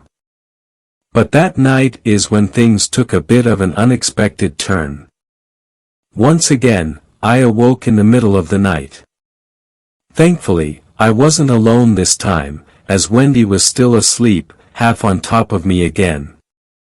However, that stench was back and stronger than ever. It was amazing how bright it seemed in the tent. It must have been a full moon, or at least nearly full, because I could clearly see the shadow of a large deer pass between us and the night sky. But there was something wrong with this deer. It was clearly too tall, as if it was standing on hind legs, and when it opened its mouth, I could even make out a mouthful of very sharp teeth. I couldn't help it. I felt myself breathing more heavily by the second as my heart rate skyrocketed. My mind went blank when I suddenly felt Wendy stir. Remembering the presence of my considerably smaller girlfriend, I suddenly felt protective, as if I couldn't let anything happen to her. I was just about to tell her to be quiet when I noticed her looking up at me with a finger on her lips as if telling me to do the same. Then she whispered to me, "Stay in the tent," and started to get up. I don't know what I was thinking or if I was thinking. All I knew was I couldn't let Wendy go out to face whatever that was, so I reached out and grabbed her wrist before she could exit the tent. However, when she looked back at me, I released her immediately, almost as scared of her as whatever was outside the tent. Her eyes reflected light back at me like a cat's, and I could see the nails on her hand growing as I watched. In half a moment, she turned back around, opened the tent, and climbed outside. I will never forget the sound I heard at that moment. After I got home, I looked up the calls of a bunch of wild animals, and in hindsight, I'd say it was like a compilation of an elk call, a rabbit scream, and a mountain lion scream, but impossibly loud. Wendy shouted in answer, her tiny human voice sounding so frail in comparison. At least it did until it started to change, morphing and twisting into the howl of an impossibly large wolf. I couldn't help it. I peeked out the tent flap, and standing in front of the tent was what I could only describe as a werewolf. The little 5 foot and change Wendy was now standing at least 7 feet tall, covered in fur with claws and fangs that looked like they could tear through steel, and she looked ready for murder. Then, some movement on the opposite end of our camp drew my attention, and I witnessed a living nightmare that suddenly made a werewolf seem like less of a problem. It looked kind of like a deer if a deer had more articulated limbs far too long for its body. The feet ended in hooves, but the hands ended in long bony claws. The whole thing looked desiccated, its skin drawn so tight over its ribs and arms you could make out the skeleton beneath. The fur was spotty and looked partially rotted, with open holes leaking bodily fluids that should never see light. Its teeth were long and serrated, clearly meant for tearing rather than chewing. I sometimes hear hunters talking about deer being 8 or 10 points, but if I had to estimate, this thing had a 30-point antler, with many of the tines covered in what I suspected to be dried viscera from previous victims. The two monsters charged each other. The nightmare, which I now know was a Wendigo, lowered its head, intending to impale its opponent, but at the last second, Wendy threw herself nearly flat on the ground, only to rocket up into the Wendigo, latching onto its long neck with her powerful jaws while her hind feet kicked gouges into its vulnerable stomach. However, the Wendigo didn't seem willing to give up that easily and tossed Wendy aside. She hit the ground hard and was soon set upon by the other monster. She raised an arm to defend herself, only for the Wendigo to latch on with its own teeth, easily tearing through her skin and muscles. With a powerful kick, Wendy pushed the nightmare back, then started swiping at him over and over, making it lose ground. However, lowering its head, the Wendigo charged forward again, and this time, Wendy wasn't fast enough as the Wendigo caught her on his antlers and flipped her over his back, with new blood darkening the tips of the tines. But that was its downfall as Wendy sprung up and again latched onto its neck with her teeth, this time from behind. The nightmare struggled in vain, occasionally raking Wendy with his claws, but she refused to let go and began ripping and tearing her way through its neck until she grabbed hold of its antlers, and with one final jerk, the head came free. I don't have the heart to describe what came next, but let's just say the sound of flesh being torn and eaten is much more distinct through the thin membrane of a tent than a closed cabin window. Time passed. At least an hour, maybe 2 or 3. It's hard to say for sure. I don't know what I expected to happen next. Maybe I was going to be next, or perhaps I'd wake up from this nightmare, but eventually, the adrenaline passed, my eyes grew heavy, and I fell asleep again. When I awoke in the morning, I was alone this time. There was no sign Wendy had come back. I'd half hoped she'd still be here, telling me I'd had another nightmare, but I don't think I would have believed it again. It was kind of sad and lonely packing up our things by myself. I debated bringing Wendy's stuff with me, but I'm not that good of a hiker and wasn't confident I could pull it off, so I just left her things in her pack inside the tent. When I exited the tent, I was more than a little surprised to see Wendy sitting calmly by the fire pit with no wounds in sight. She smiled sadly. "So, I guess I owe you an explanation." I remember hesitating, my mind blank, before I settled on the thought I had earlier. "What, you're not going to try and convince me it was a nightmare again?" She looked around at all the destruction in the campsite. Earth was kicked up, trees had claw marks gouged out, and there were signs of blood splatter everywhere. "I didn't think I could convince you this time." I nodded as I looked around. "Yeah, I guess not." Then, I looked back at her. "You know, for a bit there, I was starting to think you were the monster eating people out here." Wendy pointed at herself, then laughed. Wait, me? Wendy the Wendigo? Don't you think that's a little too on the nose? I couldn't help it. As weird and messed up as everything was, as disturbing as everything I learned was, this was the Wendy I knew and cared for. So, I laughed with her. Yeah, maybe so. Long story short, we're still together. Sure, my girlfriend might be a 7-foot-tall monster that eats other monsters for fun, but everyone has their quirks. Besides, dating is hard, and I'm happy where I am. Fifth story. This story was shared by you/not_Luna. My terrifying encounter with a Canadian legend. Spoiler alert, it's not just a legend. Growing up in the remote wilderness of northern Canada, I always heard stories of the Wendigo. My grandfather told me tales of a creature so terrifying that even the bravest of men trembled at the mere mention of its name. But I never truly believed in the legend until one dark, snowy night.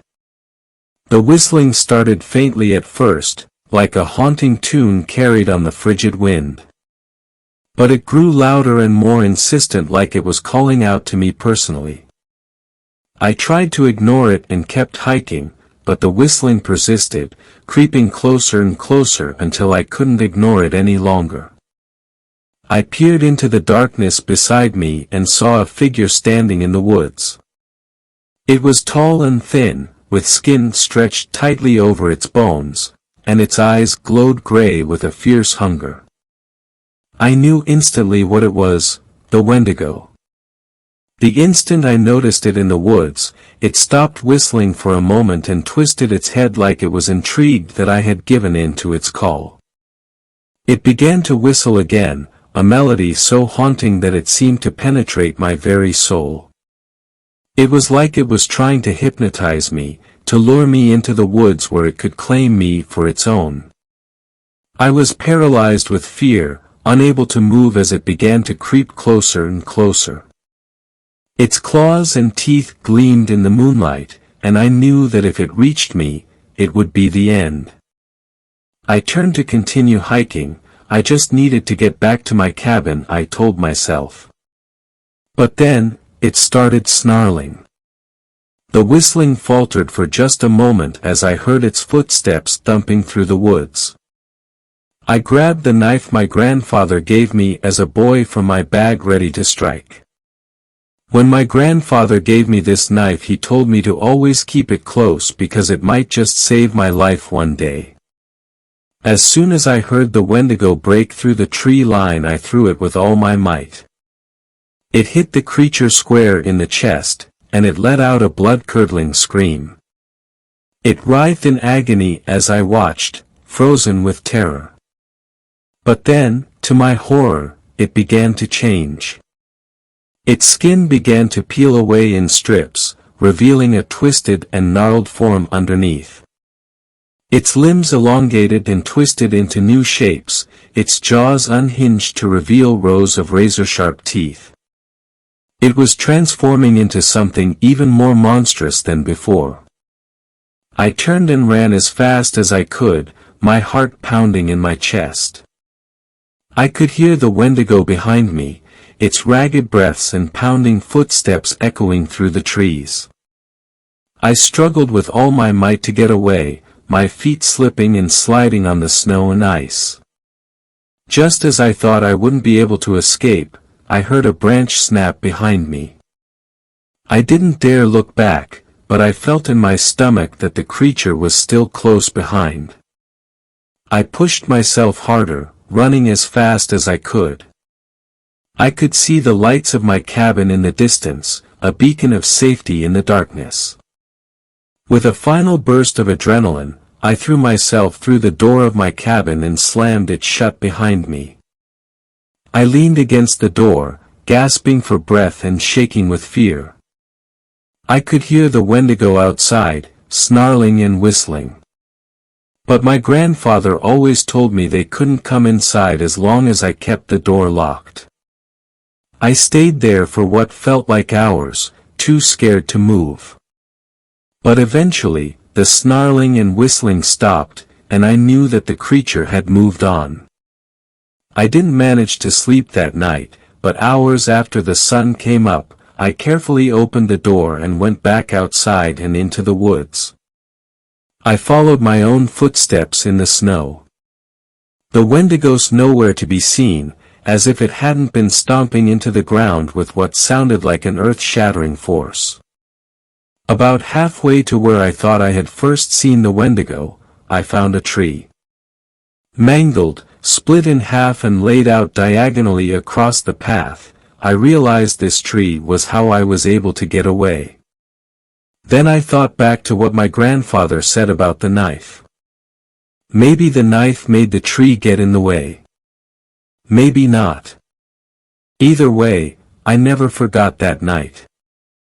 For years after that night, I lived in constant fear of the Wendigo's return. Every time the wind whistled through the trees, or a stray twig snapped in the woods, I would freeze, waiting for the sound of that haunting melody. Thanks a lot for watching the video till the end. Subscribe to our channel Horror in Detail. Drop your opinions/suggestions in the comments section, and like the video as it helps with the YouTube algorithm. Welcome, brave souls, to the chilling depths of Horror in Detail, the realm where the shadows whisper ancient secrets and nightmares come to life. I am your guide through the darkness, and on this channel, we delve into the spine-chilling world of Wendigo horror stories that will send shivers down your spine. First story. This story was shared by you/Ty_pod. My boyfriend is telling me to come outside, he isn't there. My boyfriend works late hours and when I know he's on his way to my house, I'll sit and wait for him in the kitchen to greet him. The main door is in front of me while the back porch one is behind me. He tends to come through that one so my dog doesn't bark. He called me a few minutes ago and said he just left work and he's on his way, so I did my normal and sat at the kitchen table scrolling on my phone until I got the "him outside" text. After a few minutes of scrolling, I heard his voice. The only light outside of my house was the porch light, so I look out of the kitchen window and nobody's there. "Baby, come outside." Normally his voice is reassuring and welcoming, but I had a terrible feeling and decided to call his cell phone. His phone is a track phone that he buys service for, so sometimes it simply rings twice, which is what it did. Every time I called. Eventually, I gave up and stepped into the back porch to look outside. Maybe his phone died and he needed me to unlock the door for him. I could feel my heart drop when I remembered the door was unlocked. I start to text him asking him to answer his phone, but while I'm doing this the voice turns from a gentle tone to an angry one. It yelled my full name and told me to come outside. My boyfriend never calls me by my full name, and at this point I'm starting to feel scared. I looked outside and it now knows that I'm not in the kitchen and that I looked out of the back porch window. I called him again. After what felt like hours he answered in a concerned way, apologizing because his phone was on vibrate as well as it not working. "Why are you telling me to come outside?" Those were the first words I said. There was an immediate silence over the line. "What do you mean?" "I'm just now on your road." He sounded worried, but I could tell he thought I was pranking him. The voice was getting angrier by the second. It cussed at me and eventually started banging on the door. It was so loud that even my boyfriend could hear it through the phone. I heard the car speed up, then the sound of gravel from him pulling into my driveway. I finally mustered up the courage to move the curtain and see if there was really anyone there. There was nothing there, but I could see him running up the stairs to get to me. Once he got in the voice and the banging came to a complete stop. I stood shaken while he looked around my yard only to see a deer running away on its hind legs, just for the front two to hit the ground in front of it as it went into the nearby woods. We didn't sleep much that night, and eventually we plan on moving somewhere that's closer to the city as my house is out of the way from any other people. Second story. This story was shared by you/Larrickson. Something's eating my goddamn chickens. The morning I realized something was amiss with my chickens started like any other, with the sun lazily crawling up the sky over Blackfeather.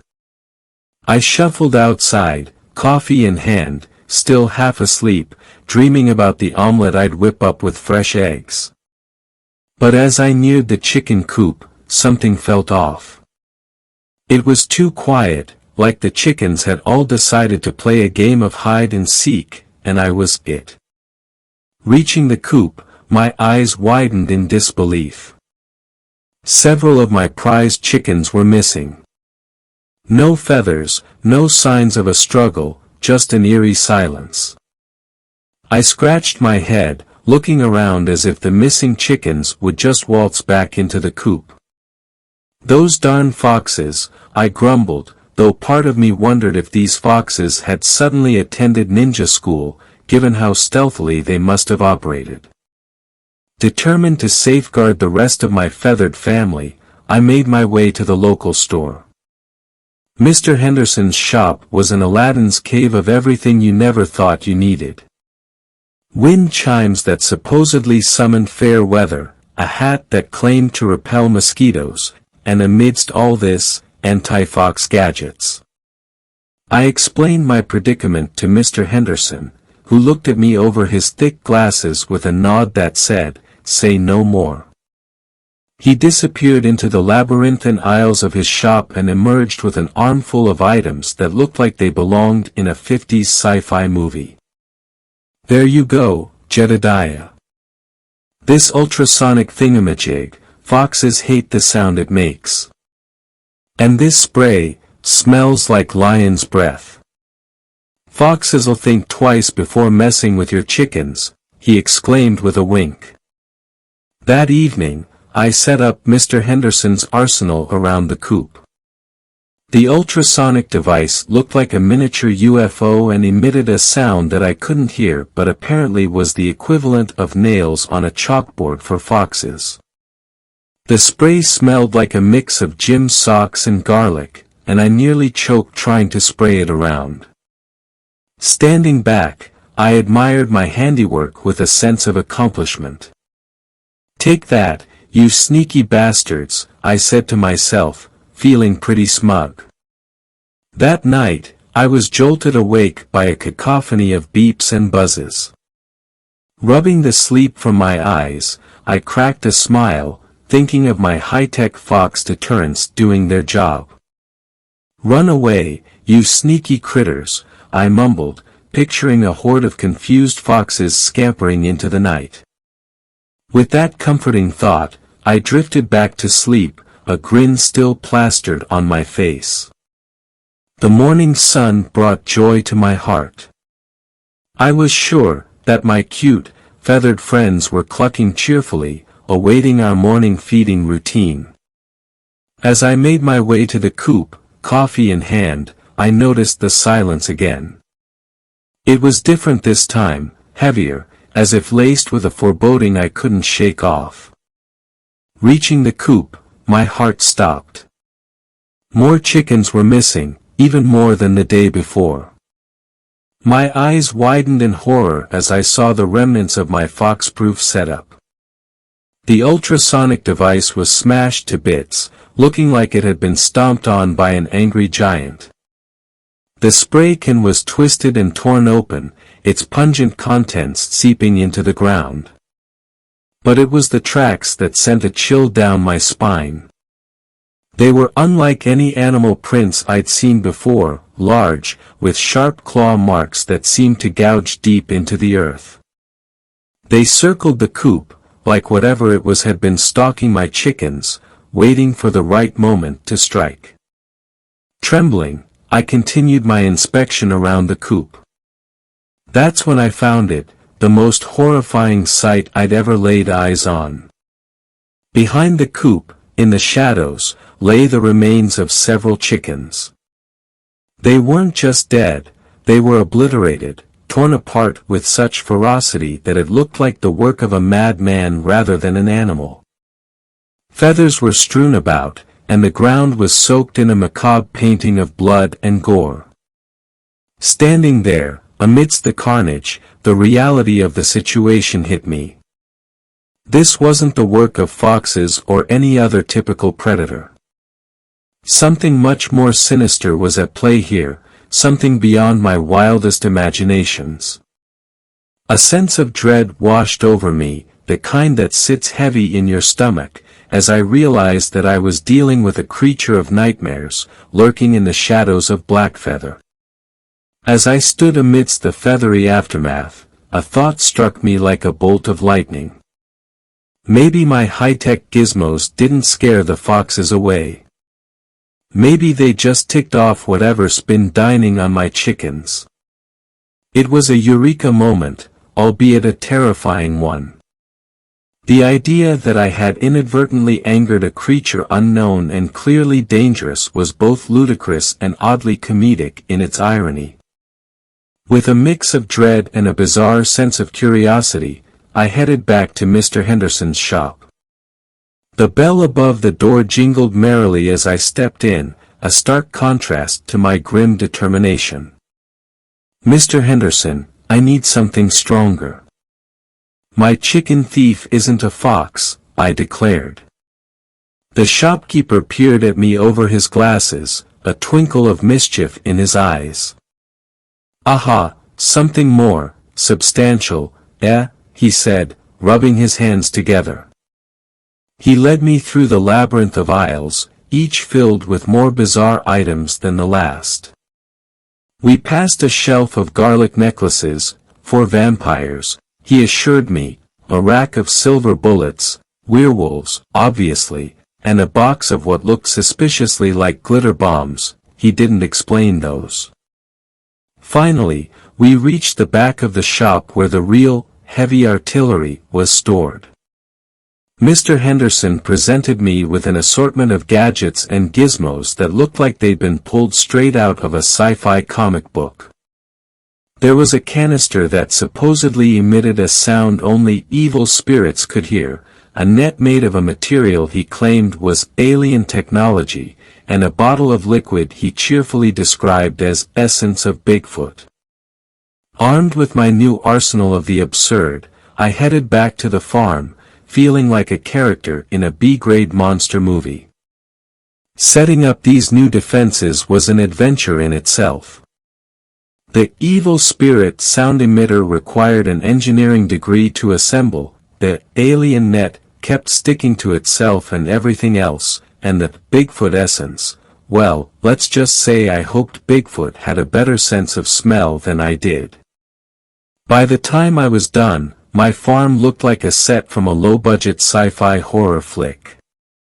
I stood back, hands on hips, admiring the ridiculousness of it all. "Alright, you mysterious chicken-eating monstrosity," I muttered with a grin, "let's see you get past this." That evening, as the sun dipped below the horizon, casting long shadows over my farm, I sat in my living room with a peculiar mix of dread and anticipation. My trusty double-barreled shotgun lay across my lap, its familiar weight a small comfort. Beside me, my laptop was open to the latest episode of that Korean drama everyone seemed to be talking about, a tale of love, betrayal, and dramatic misunderstandings. I'd found myself oddly hooked on it, the complex plot a welcome distraction from the chaos of my current predicament. As I meticulously cleaned my shotgun, ensuring it was in perfect working order, I divided my attention between the screen and the occasional strange sounds emanating from outside. The actors on the screen were in the midst of a particularly emotional scene, their voices rising and falling in dramatic crescendos.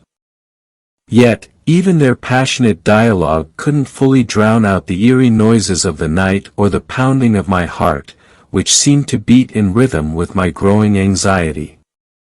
Suddenly, the relative calm of the evening was shattered. The devices and contraptions I had set up around the coop, courtesy of Mr. Henderson's eclectic collection, burst into life. It was a cacophony of electronic beeps, whirs, and otherworldly sounds that would have been comical under any other circumstances. My heart leaped into my throat, and I scrambled to the window, peering out into the darkness that enveloped my farm. The moon hung low in the sky, a pale witness to the night's events, casting ghostly shadows across the yard. That's when I heard it, a howl that cut through the night, a sound so bone-chillingly loud and otherworldly it seemed to resonate with the very air around me. It was almost human in its agony and fury, yet distorted, as if coming from a throat not used to forming words. A shiver ran down my spine, the sound echoing in my ears, a harbinger of something unnatural and terrifying. Adrenaline surged through me, and I grabbed my shotgun, rushing out the door with a mix of fear and resolve. The night air was cool against my skin, a stark contrast to the heat of my racing heart. As I neared the coop, the odd symphony of Mr. Henderson's gadgets filled the air, an absurd soundtrack to the unfolding horror. Then, in an instant, chaos erupted. It was as if the very air around the coop exploded, sending a shower of debris into the night. Wood splintered, nails and wire mesh flew like deadly shrapnel, and, most horrifying of all, the remains of my chickens, feathers, bones, and flesh, rained down around me. The scene was apocalyptic, a tableau of destruction that seemed to defy explanation. I stood there, rooted to the spot in shock and disbelief, covered in the grisly remnants of my flock. The air was thick with the coppery smell of blood, the acrid scent of fear, and the unmistakable odor of death. The coop, once a symbol of my simple, pastoral life, was now a ruin, a testament to the violence and power of the creature that had visited my farm. At that moment, as I stood amidst the devastation, a primal fear gripped me, a fear that went beyond the immediate terror of the attack. It was the realization that I was up against something far beyond my understanding, a creature of nightmares that defied the natural order. My mind raced, trying to comprehend the scale of the threat I faced, even as a deep, instinctual part of me screamed to flee, to escape the horror that had descended upon my once peaceful farm. Out of the corner of my eye, amidst the chaos and the wreckage of the coop, I caught a glimpse of something moving, fast. It was a blur, a shadow that seemed to dart and weave through the night with unnatural speed. My heart raced as I tried to track its movement. The remnants of my once beloved chickens still were falling on the ground beside me. Then, as suddenly as it had appeared, the creature stopped. In the pale moonlight, two glowing eyes met mine, burning with an intelligence and ferocity that was almost paralyzing.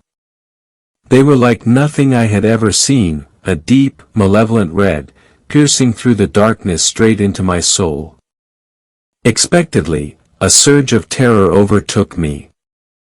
My hands, slick with sweat and trembling with fear, lost their grip on my shotgun. It clattered to the ground, discharging with a loud bang that echoed through the night. The sound seemed to enrage the creature further. It let out a monstrous howl, a sound so filled with rage and pain that it felt almost palpable in the air. Panicked, I turned on my heels and ran from my house, my breath coming in ragged gasps. I could hear the creature behind me, its heavy footsteps and guttural snarls a constant reminder of the danger nipping at my heels. I slammed the door shut behind me, my whole body shaking as I scrambled to lock it. Frantically, I moved through the house, barricading every door and window with whatever I could find, chairs, tables, a heavy bookshelf. My mind raced with fear and disbelief. How had my quiet, simple life turned into a scene from a horror movie? Finally, finding no other refuge, I locked myself in the bathroom. My entire body was trembling, my ears straining for any sound of the creature that might have followed me inside. The small, cramped space felt like the only safe haven in a world that had suddenly become alien and threatening. I spent the rest of the night in that bathroom, jumping at every creak and groan of the house. The once familiar sounds now seemed ominous, each one a potential harbinger of the creature's return. The night stretched on endlessly, each minute an eternity of fear and anticipation. I sat there, huddled on the cold tile floor, waiting for dawn to break, praying that the light would bring some semblance of safety and sanity back to my world. As the first light of dawn crept through the cracks of the bathroom window, I mustered the courage to unlock the door. My body was stiff from spending hours on the cold tile floor, my mind still reeling from the terror of the night. I stepped out into the silent house, my senses on high alert, half expecting the creature to leap out from the shadows. Cautiously, I moved from room to room, surveying the aftermath of my frantic barricading. Chairs were upturned, tables pushed against doors, books and knickknacks strewn across the floor in my hasty attempt to fortify my home. Thankfully, it seemed the creature hadn't breached the house. The silence was a small comfort, but it was a comfort nonetheless. I spent the next hour tidying up, returning the furniture to its rightful place, and trying to bring some order back to the chaos. The familiar task was oddly soothing, a slice of normalcy in an otherwise surreal situation. Stepping outside into the scorching midday, I braced myself as I approached the remnants of the chicken coop. The scene was just as gruesome in the daylight. Feathers, wood, and the remains of my chickens were scattered about, a grim reminder of the night's horrors. The coop itself was a mangled wreck, the once sturdy structure now little more than a pile of splinters and twisted wire. As I surveyed the wreckage, I noticed something else. My fence, particularly the part that bordered the dense woods, was utterly destroyed. Huge sections were torn down, the wood splintered and broken as if by tremendous force. It looked like a wild storm had passed through, but I knew better. Whatever had attacked my chickens, whatever had been lurking in the darkness, it had come from the woods and had the strength to tear through solid wood like it was paper. The realization sent a shiver down my spine. The woods, once a place of peace and solitude, now seemed to loom ominously, hiding untold dangers in their shadowy depths. As I stood there, looking at the broken fence and the devastation it enclosed, I knew that this nightmare was far from over. Whatever resided in those woods, it was powerful, malevolent, and now, thanks to my actions, possibly very, very angry.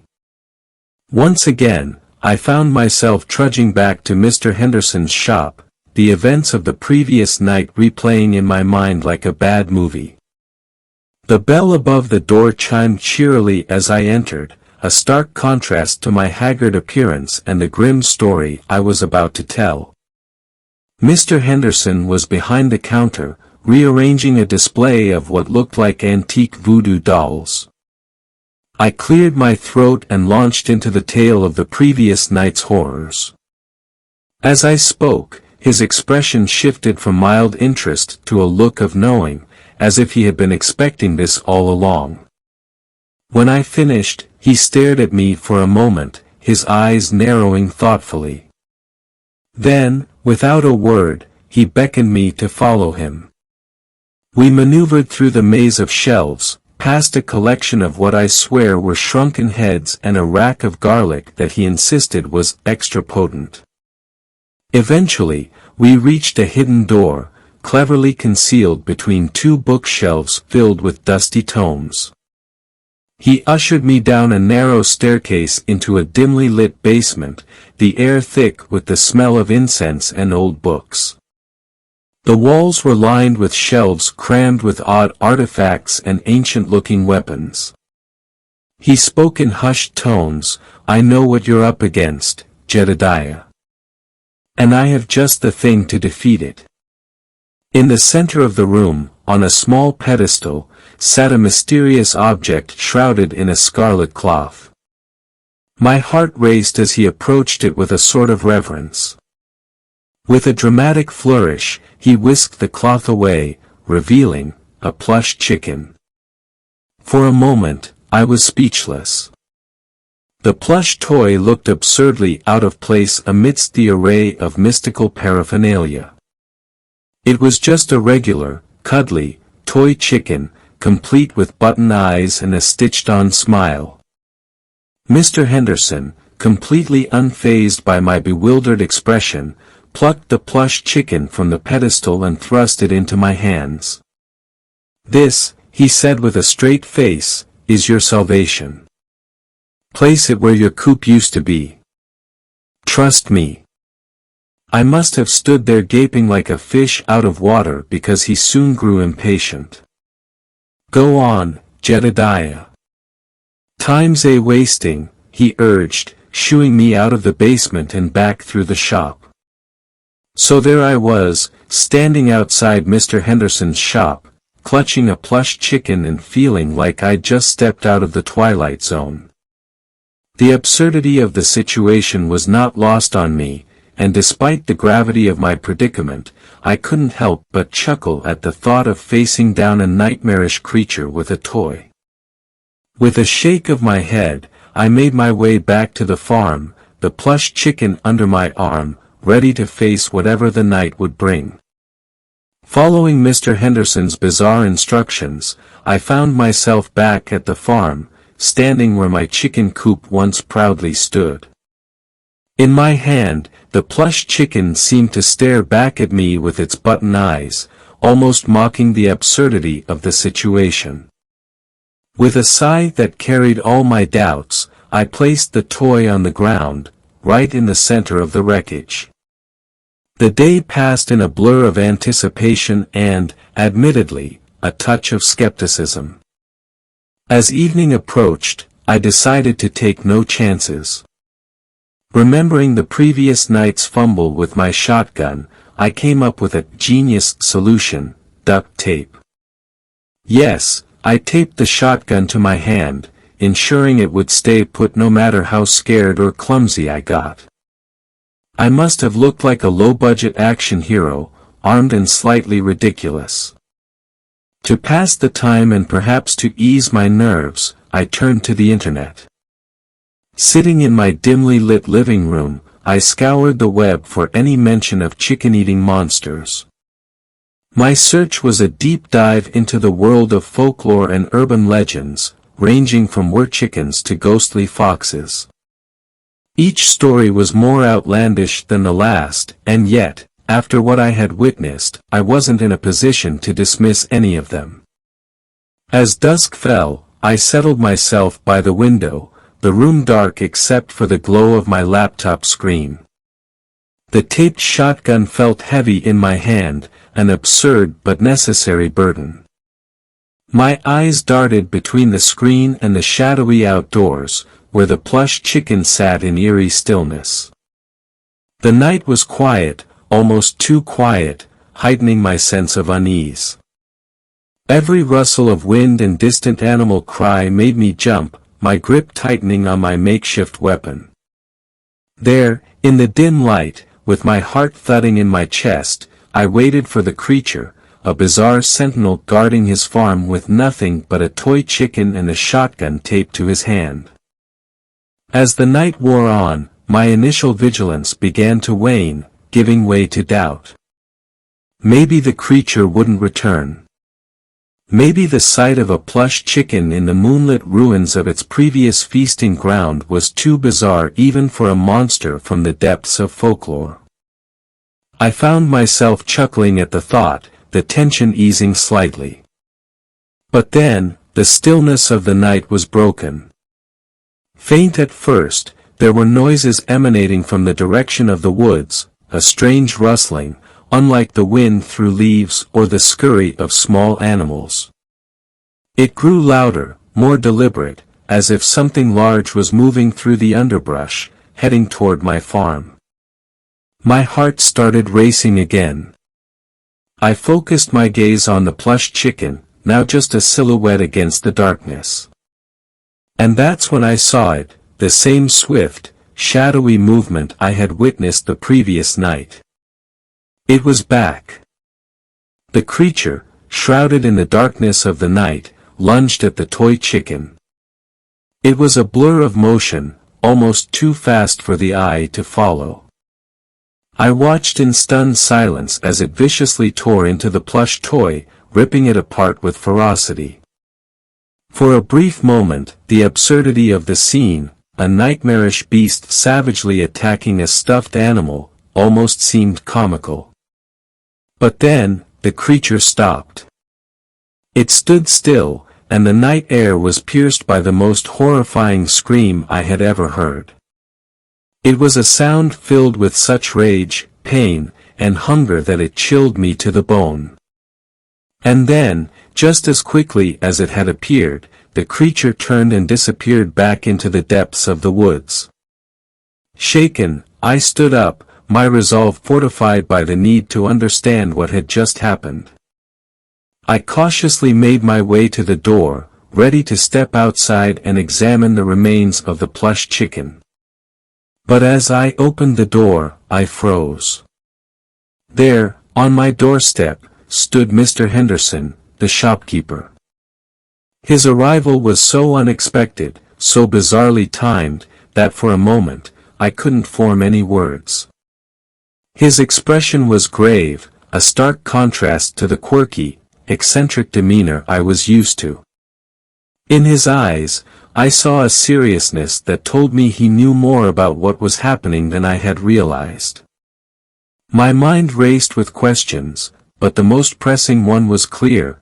What did Mr. Henderson know about the creature that was haunting my farm? As I stood there, bewildered by Mr. Henderson's sudden appearance, he greeted me with a single, chilling word, Wendigo. Wendy what? I blurted out, my brain struggling to process the term amidst the shock and confusion. Mr. Henderson sighed, a patient teacher to my incredulous student. Wendigo, he repeated firmly. It's an ancient creature from Native American folklore, a spirit consumed by hunger. It's said to possess and transform those who indulge in certain unspeakable acts. What you're dealing with is no ordinary predator. It's something far more sinister. With that ominous introduction, he motioned for me to follow him toward the remnants of the chicken coop. I noticed he carried a backpack, which seemed to be bulging with an assortment of peculiar tools and devices, the kind of equipment one doesn't typically find at the local hardware store. As we approached the site, Mr. Henderson pulled out a small flashlight. But instead of the usual white beam, this one emitted a deep, violet light.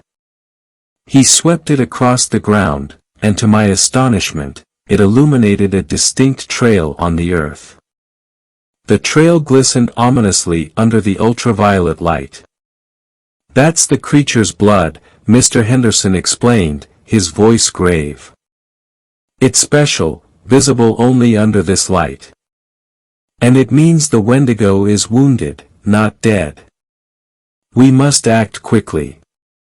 If it has time to regenerate, it will become even more dangerous. His words sent a shiver down my spine. The idea of this creature, already so powerful and terrifying, becoming stronger was unthinkable. I followed him, my mind racing with fear and disbelief, yet trusting that Mr. Henderson, with his mysterious knowledge and strange tools, might just hold the key to ending this nightmare once and for all. The trail of the Wendigo's blood led us deeper into the forest, a place that had once seemed familiar but now felt like a realm from a twisted fairy tale. The darkness was thick, pierced only by the eerie glow of Mr. Henderson's ultraviolet flashlight.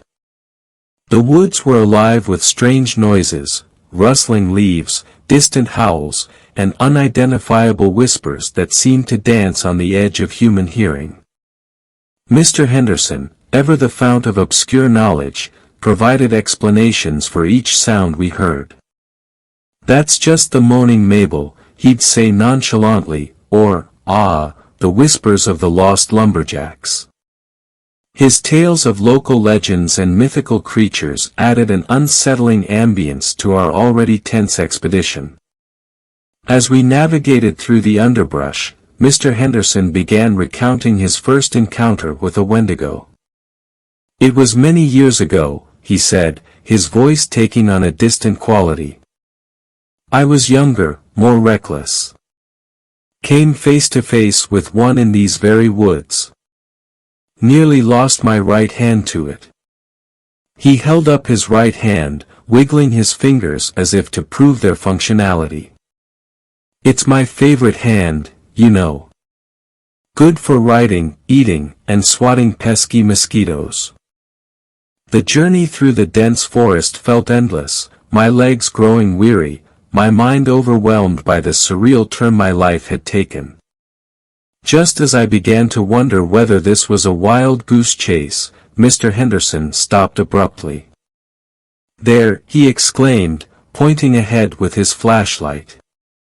The beam fell upon a clearing, revealing a makeshift den nestled against a large, gnarled tree. The air around it felt heavy, charged with a malevolent energy that made the hair on the back of my neck stand up.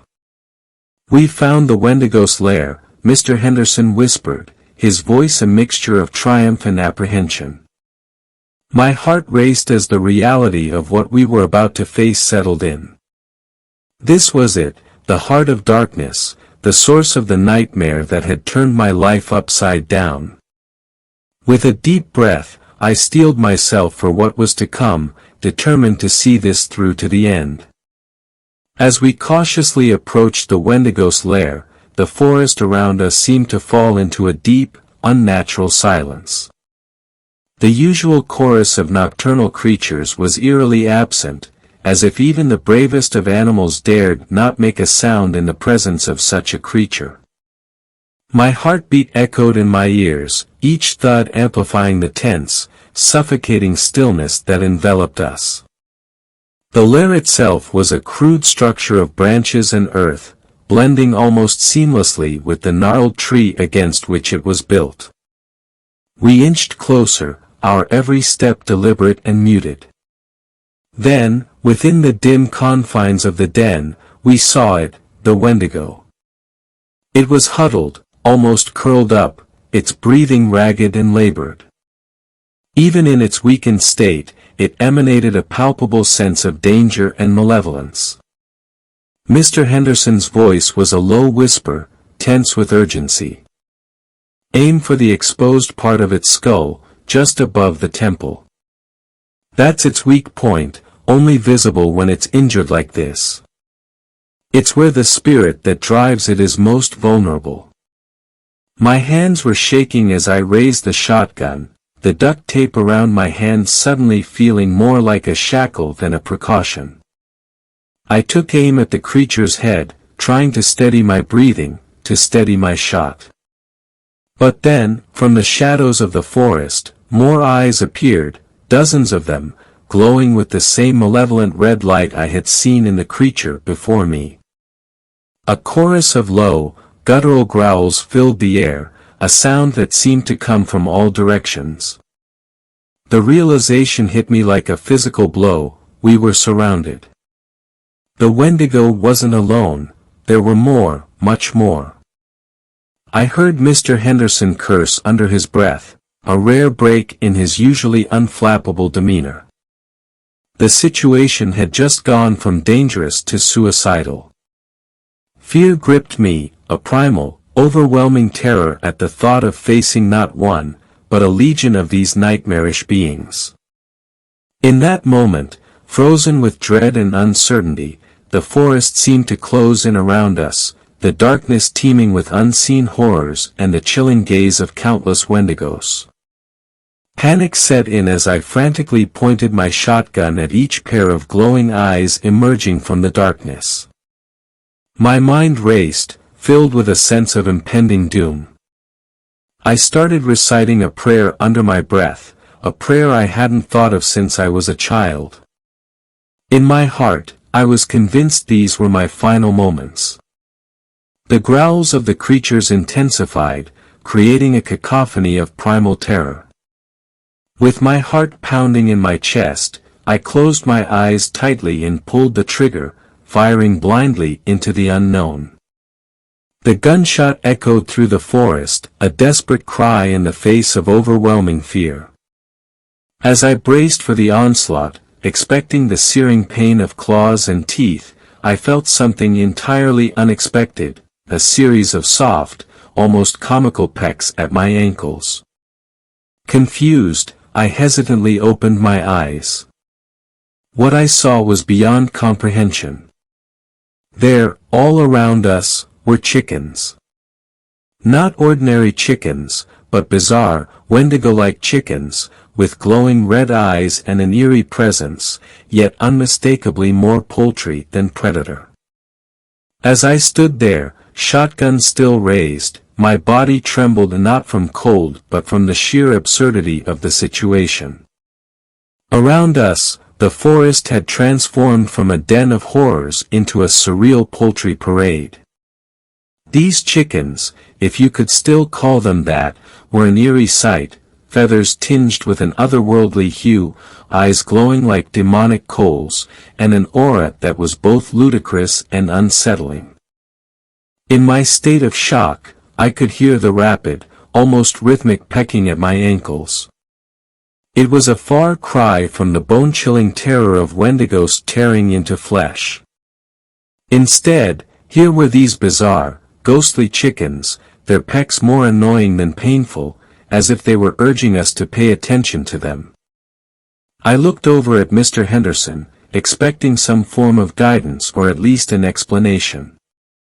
His face was a picture of bewilderment, his usual air of knowing confidence replaced by an expression that screamed, "I can't believe this is happening."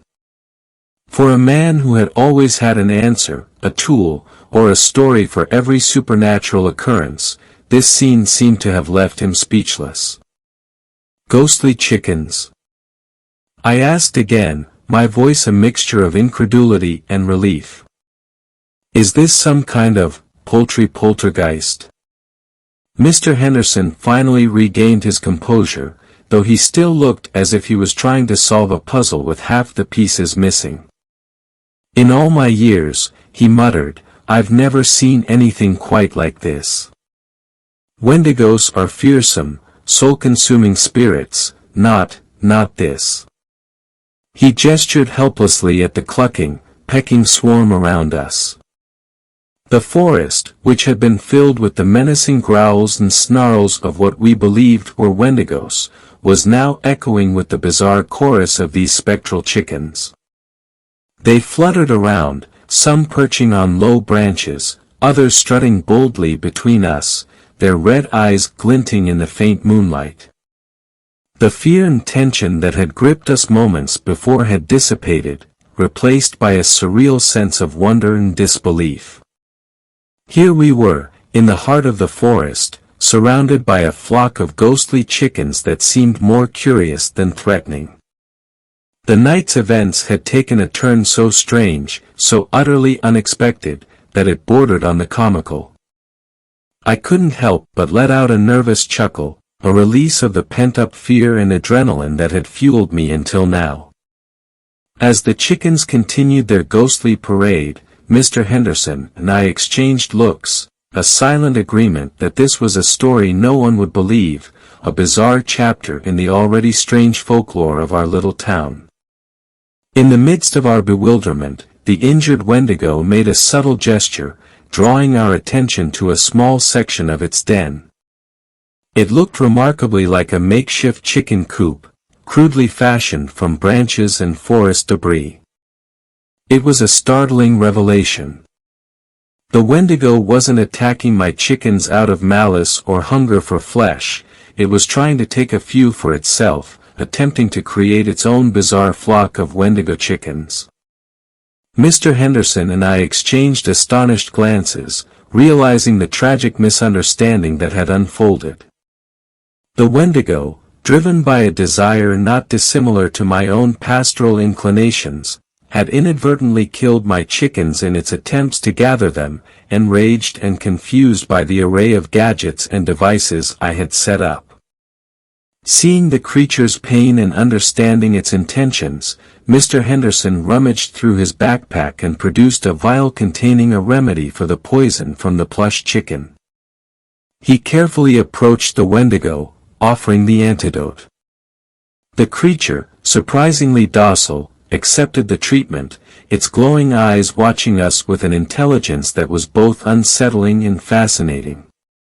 Over the next few days, I found myself in the most unlikely of situations, assisting a Wendigo in constructing a more suitable coop for its spectral Wendigo chickens. With Mr. Henderson's guidance, we built a sturdy structure, ensuring it was comfortable and secure for its unusual occupants. The task was bizarre, yet oddly fulfilling, like mending a misunderstanding with a neighbor from another world. In a gesture of gratitude, the Wendigo returned several of my chickens. They were a bit ruffled and, to put it lightly, transformed, but otherwise unharmed. Mr. Henderson, ever the inventor, set about designing a new coop for my farm.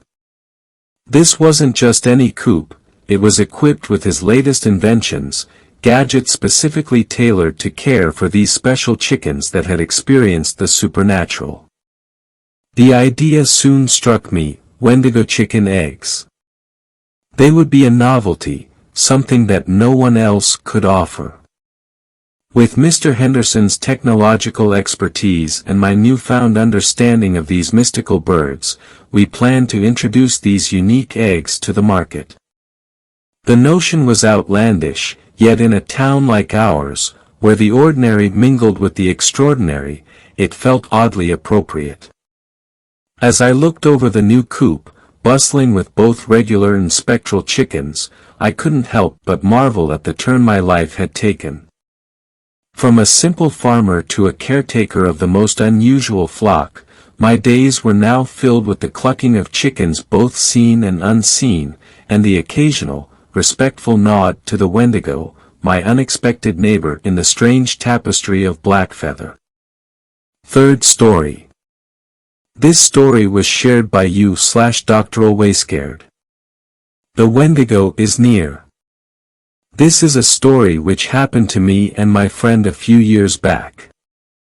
I work in a national park as a park ranger. When my life was relatively normal, I had just landed a job at a national park. Life was good as I was working with my buddy Rob. The second day was strange. We found bear traps on the ground. We never put them there. Other than that, another day in paradise, but throughout the night, I swear I heard a loud screech coming from the woods near my watchtower. I looked and saw nothing. I just shrugged it off after a little while. As of lately we have been finding small animal corpses around the woods. This is normal since we have bears all over, it's just that these marks were too big to belong to a bear. What's even weirder is we found a tooth inside of a bloody deer. This tooth was too huge and sharp to belong to a bear. I think we have a new animal in these woods. Today we found a bear, hanging from a tree and gutted. I nearly threw up. No animal in the park could do this.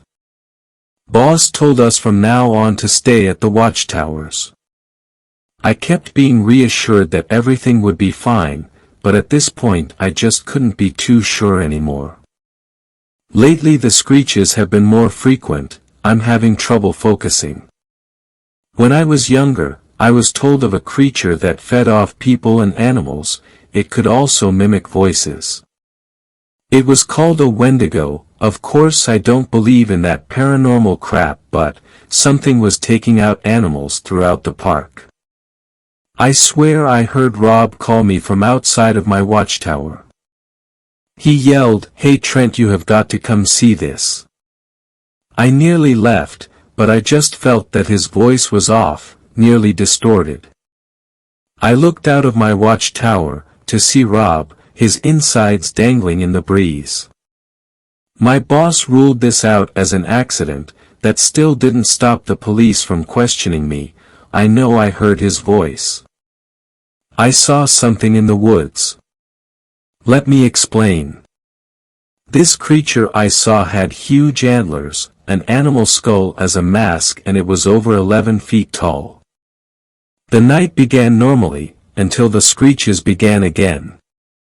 I looked down, only to see this creature, eating my boss's lifeless body. I got a good look at it before it ran off and out of sight. The police have been very suspicious of me lately. How could they not be? Both of the people I worked with are dead. I tried to explain what I saw to the police. Of course nobody believed me. It all led to me being terminated. I've decided I'm not going to let this creature ruin my life. I have done research on this Wendigo. I plan to break into the park tonight. I will end this, I must. I'm in the park, I hear the screeches and I am following them. I hear the voices of my boss and Rob. They are telling me that they are okay and I should come meet them by my watchtower. I know from my research that the Wendigo creature is really good at tricking people. I just kept wandering around the park. I was wondering, until I heard my mother's voice. She died when I was 6. My instincts told me no, but I had missed her so much. Don't worry Mom, I'm coming. Fourth story. This story was shared by you/Fallout Man. Wendigos, are they real? I'm Max, a guy who doesn't buy into all that supernatural jazz. My journey across Canada was a quest for serenity, a break from the chaos of the city. But fate had its own plans. I met Sarah on the road to the nearest town bordering the eerie Canadian forest. She's got this easygoing charm, a natural warmth that makes you feel like you've known her for ages. An artist by passion and an adventurer at heart, she seemed to find magic in every little thing. Our drive was smooth until we decided to take a less traveled shortcut through the woods. Sarah was brimming with enthusiasm, pointing out every scenic spot and sharing quirky tales about the area. Then, as if the woods were playing a prank on us, my car decided it needed a break. With a splutter and a groan, it called it quits right in the middle of nowhere.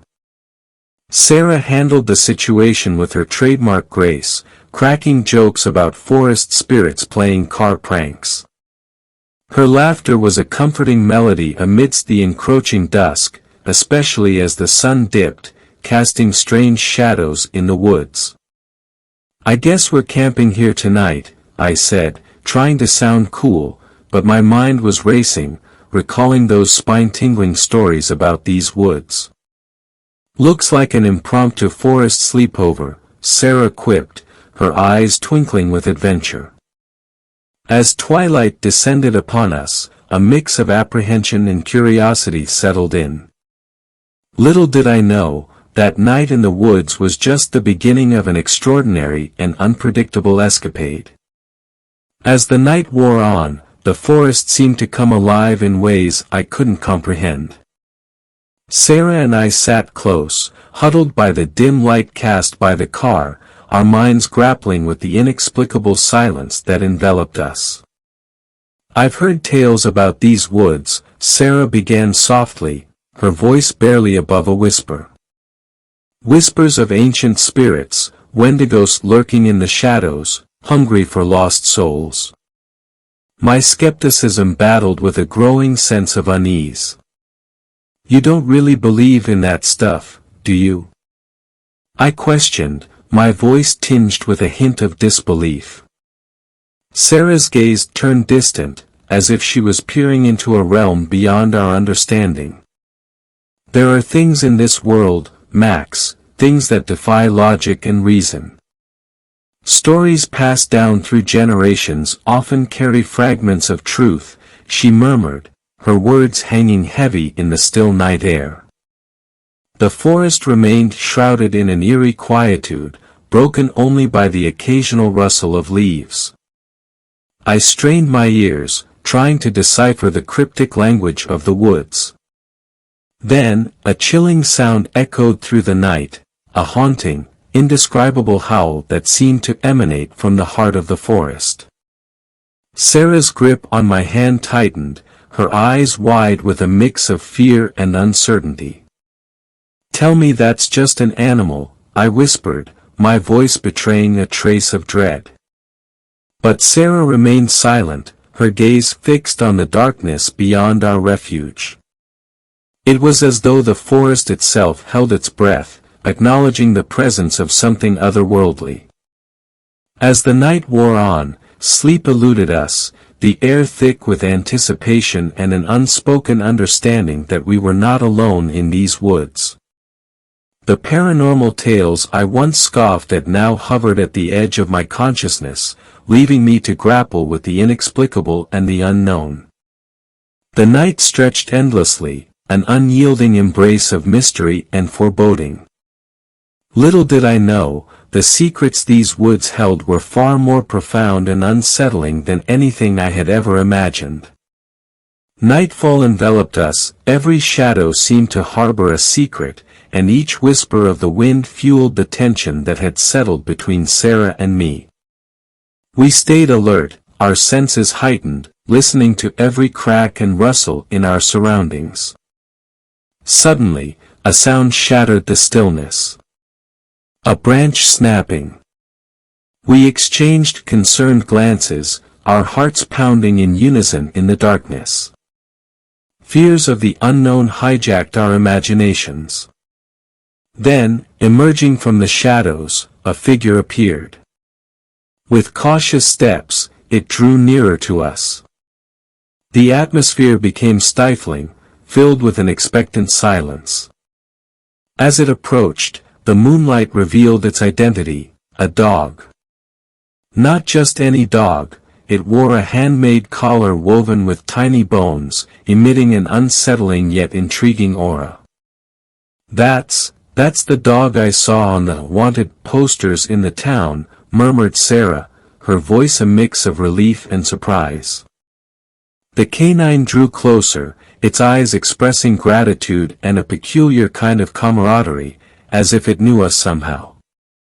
Despite the eerie collar, its gaze conveyed a sense of calmness, as if reassuring us that we were safe.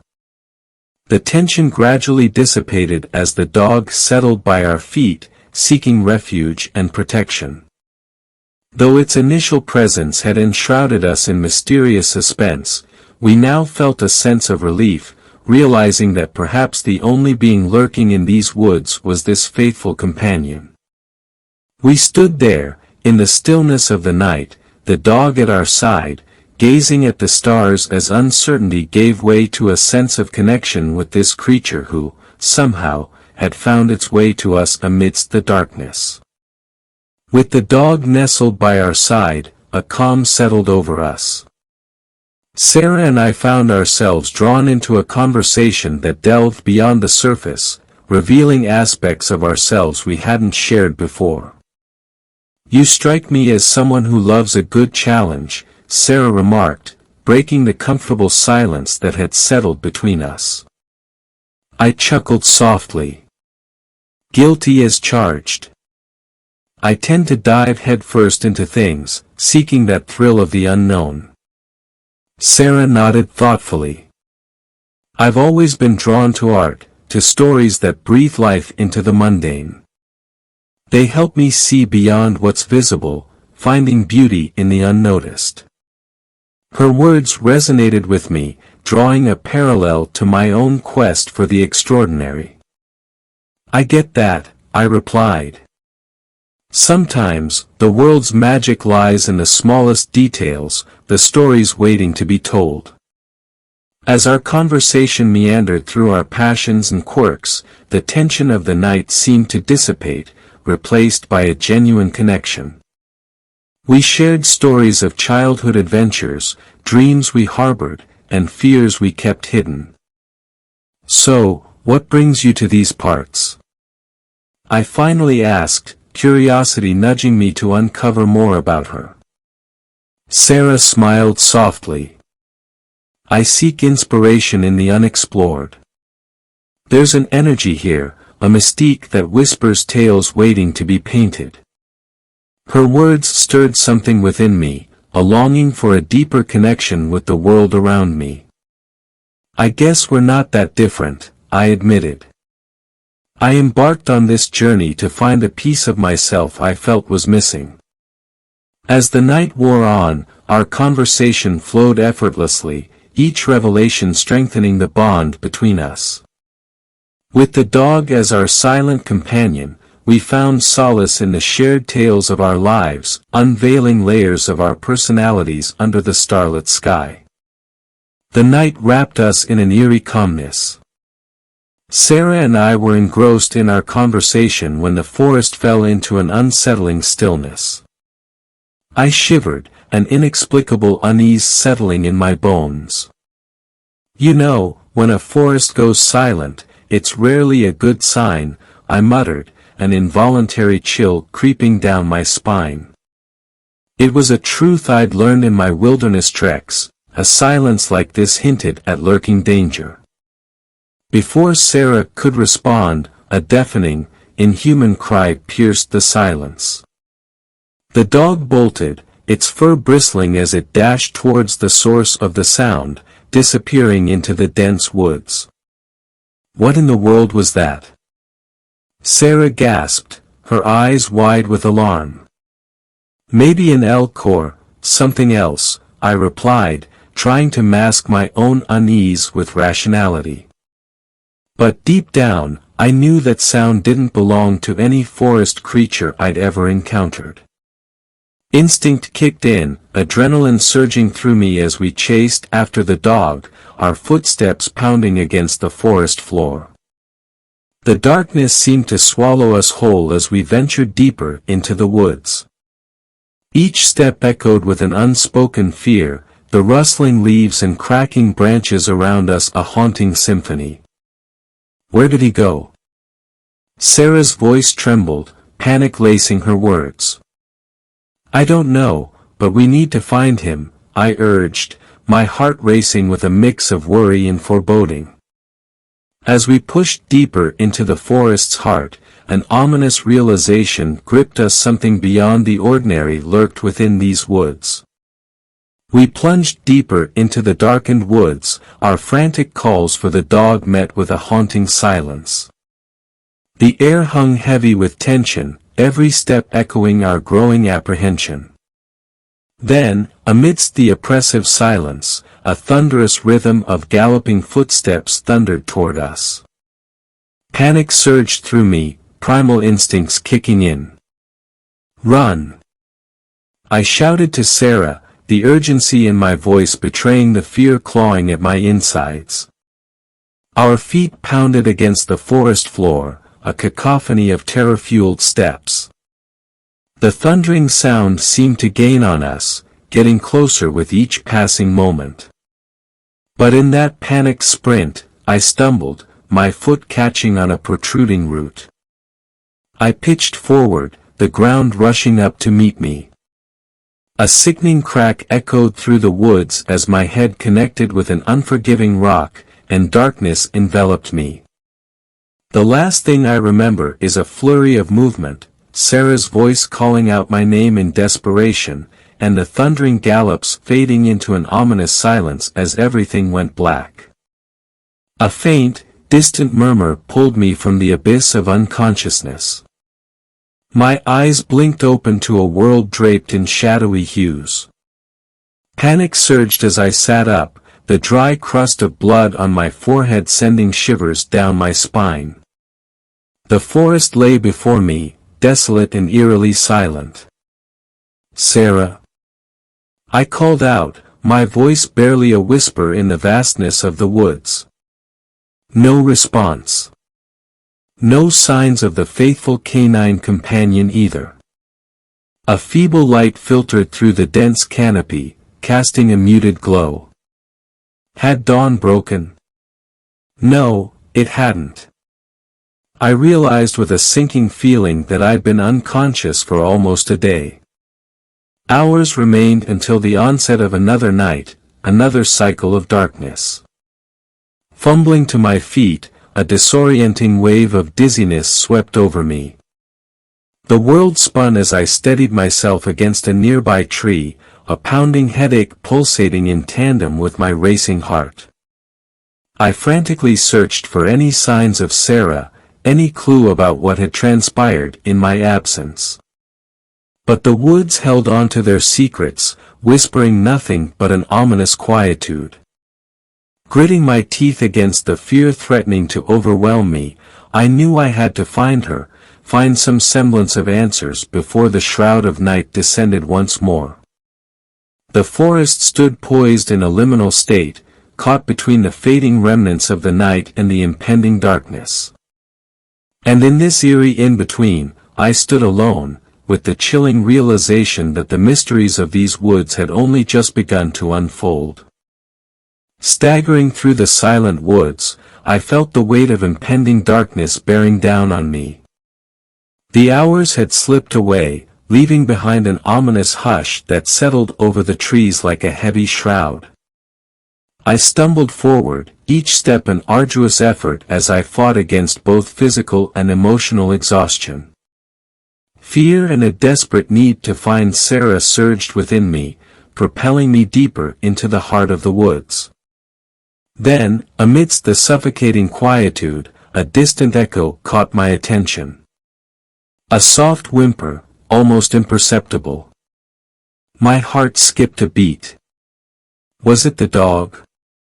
Could it be Sarah? Driven by hope, I followed the sound, branches clawing at me as I pushed through the dense underbrush. The fleeting light dimmed further, a foreboding chill seeping into the air.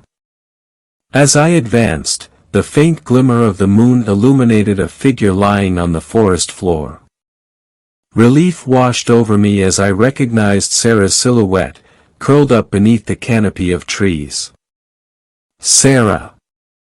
I called out, my voice trembling with a mix of worry and relief. She stirred, her eyes fluttering open, but something seemed amiss. "Max? What happened?"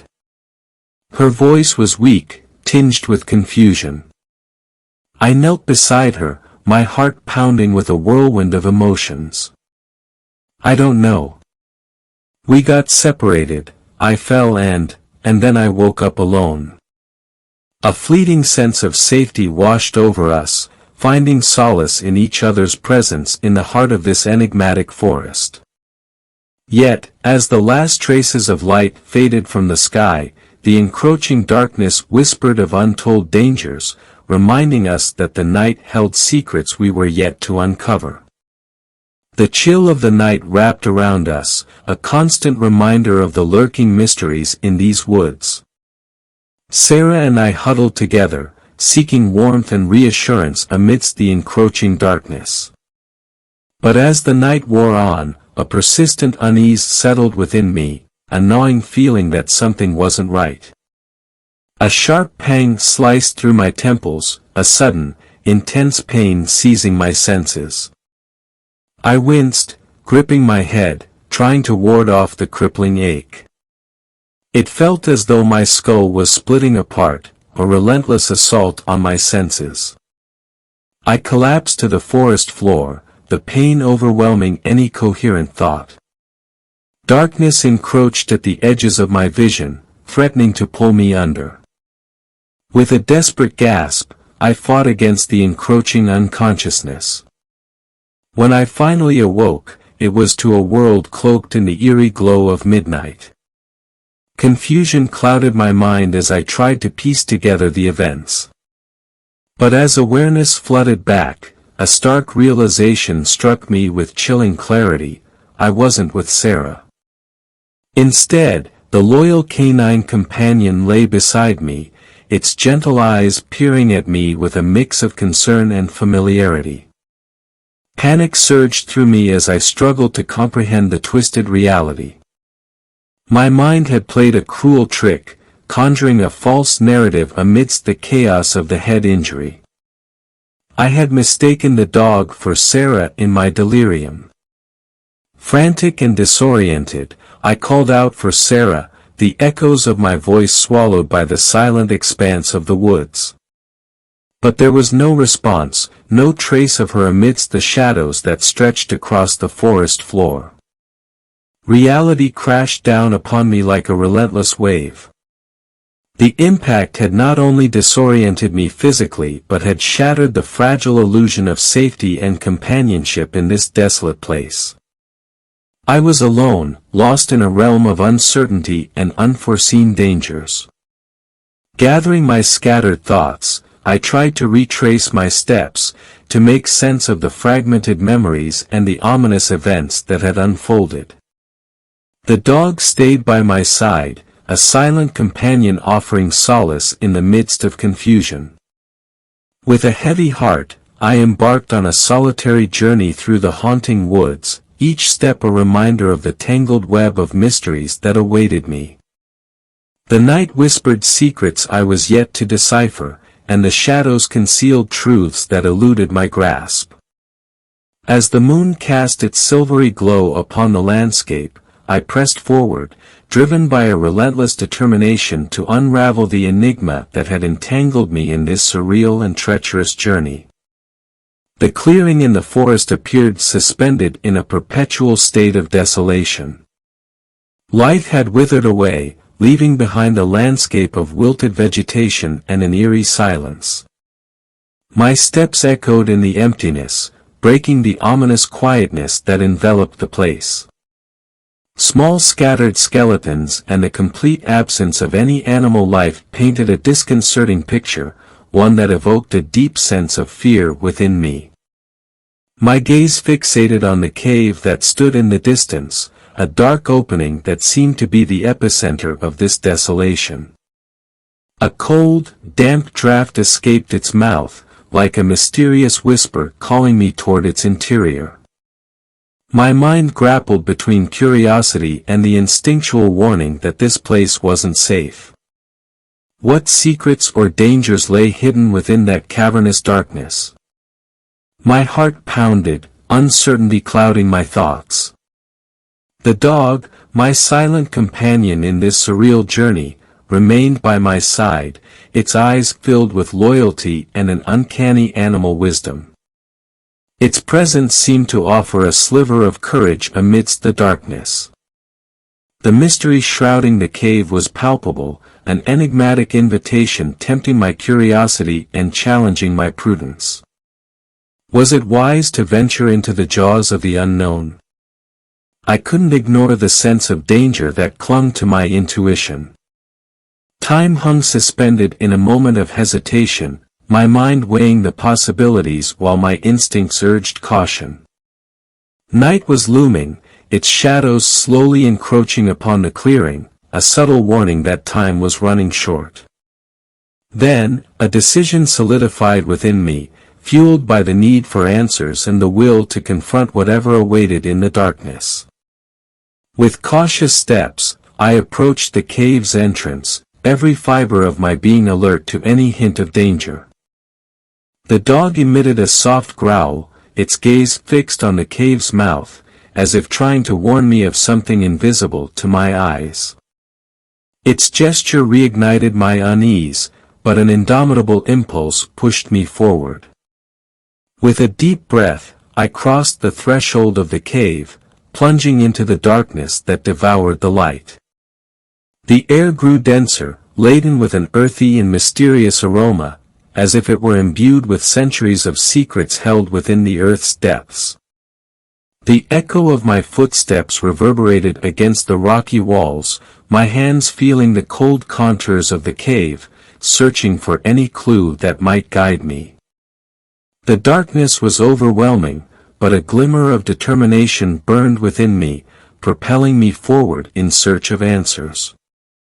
Each step was a challenge, an internal struggle between the desire to uncover the truth and the terror of the unknown.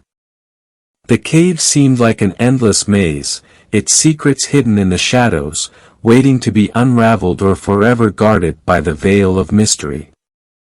The dog remained by my side, its comforting presence amidst the dimness. Its animal senses seemed alert, its eyes scanning the surroundings as if anticipating some hidden danger in the darkness. A distant whisper echoed in the cavern, a barely perceptible murmur that enveloped my senses with a sense of unease. Was the cave witness to an ancient secret, or was it the dwelling place of something more sinister? Time blurred in the darkness, each minute feeling like an eternity as I ventured deeper into the cavern's depths. More and more, the sense of intrigue mingled with the palpable fear that stirred in the rarefied air. Amidst the blackness, a revelation materialized. The challenge of the cave lay not only in its nooks and passageways but in the enigmas and dangers that lurked, concealed within, challenging my courage and sanity. As I ventured deeper into the cavern, shadows danced ominously on the walls, amplifying the eerie silence that enveloped the space. The air grew heavier, thick with an unidentifiable scent that sent shivers down my spine. Then, in the dimness, shapes began to emerge, bodies strewn across the cave floor, a macabre sight that froze the blood in my veins. My heart sank at the grim reality of death that surrounded me. Amidst the lifeless forms, a sense of dread gripped me as I noticed Sarah lying unconscious but miraculously alive among the corpses. With urgency coursing through my veins, I hurried toward her, intent on rescuing her from this haunting place. But as I approached, the dog, sensing something amiss, grew restless, its bark piercing the oppressive silence of the cave.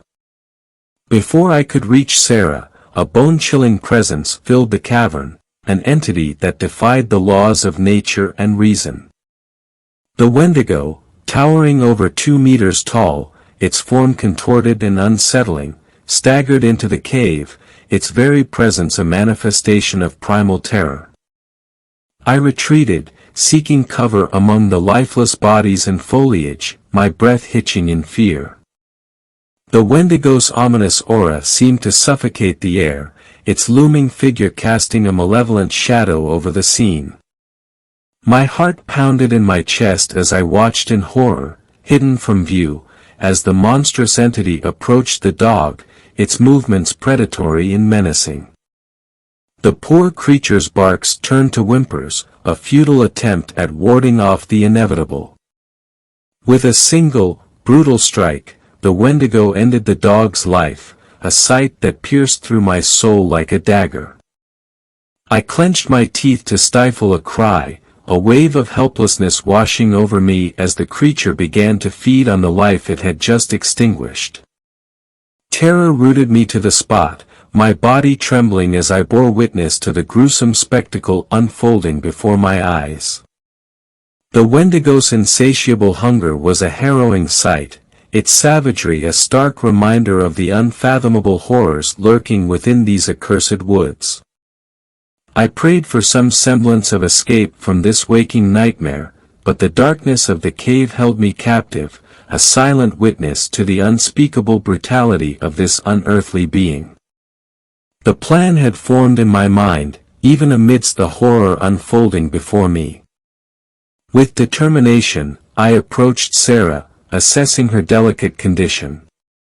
Her injured leg was a concern, and her unconscious state added a layer of difficulty to our imminent escape. The creature, oblivious to my presence, had retreated from the cave after its grisly meal. I knew I had to act swiftly before it returned in search of more prey. Carefully, I lifted Sarah into my arms, her body light but fragile. Concern for her well-being mingled with the urgency to flee that accursed. If for me, the hope of escaping that inferno beginning to take shape. But every rustle in the forest, every shadow shifting in the darkness, fueled my fear of being discovered by that monstrous being lurking in the shadows. With each step, the urgency grew. The exit was in sight when a shiver ran down my spine, a foreboding sense warning me that the Wendigo was nearing. The sound of crunching branches and a menacing hiss echoed behind me. There was no time to waste. With a superhuman effort, I quickened my pace, dodging the danger and entering the relative safety of the forest. My ragged breaths and the weight of Sarah in my arms combined with the anxiety of escaping that living nightmare. Each inhale, each beat of my heart, was a reminder of the struggle for survival. I ran as fast as I could, seeking refuge and protection for Sarah and myself. The forest seemed conspiratorial, every noise, every shadow, igniting the fear that was engulfing me. Finally, I found a secure hiding spot, far from the cave and beyond the Wendigo's reach. I carefully placed Sarah in a safe location, watching over her with concern while attempting to keep at bay the panic threatening to engulf me.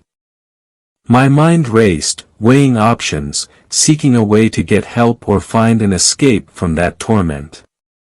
But for now, the priority was to ensure we were out of that creature's reach, find assistance, and a path to salvation. Unfortunately, what I've told you isn't my story. While Max and Sarah did exist, well, they existed. I'm just a search and rescue guy tasked with finding these people. As part of the search and rescue team, our priority was locating two missing individuals, Max and Sarah. Their disappearance had us on edge, and our efforts to find them led us deep into an undisclosed and secluded area. Amidst the dense forest, we stumbled upon a discovery that sent shivers down our spines, a weathered notebook. Its contents held a gripping tale, a first-hand account of harrowing encounters with an unknown creature. The details were vivid, the emotions raw, and every entry felt like a real-life experience. As I read through the pages, the story transitioned into a warning. It seemed to convey the inherent danger of the events described, urging extreme caution for anyone daring to venture into that area. The descriptions of the creature were so vivid and haunting that they felt eerily tangible. The authenticity of the notebook's account struck a chord within the team. We couldn't dismiss it as mere fiction. The descriptions were too detailed, too genuine to ignore. The warning it carried felt like a genuine caution against something inexplicable. Our search for Max and Sarah yielded no results, leaving us with more questions than answers. The notebook remained a cryptic piece of the puzzle, hinting at a reality too unfathomable for conventional explanation. As a seasoned member of the search and rescue team, it was a stark reminder of the unforeseen dangers lurking in unexplored territories. We handled the notebook with caution, treating its contents as a solemn warning, a testament to the potential perils of the unknown.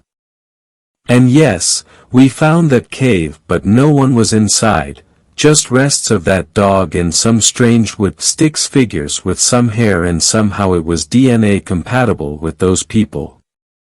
Don't try to find that place. Fifth story. This story was shared by you/altballsdeep.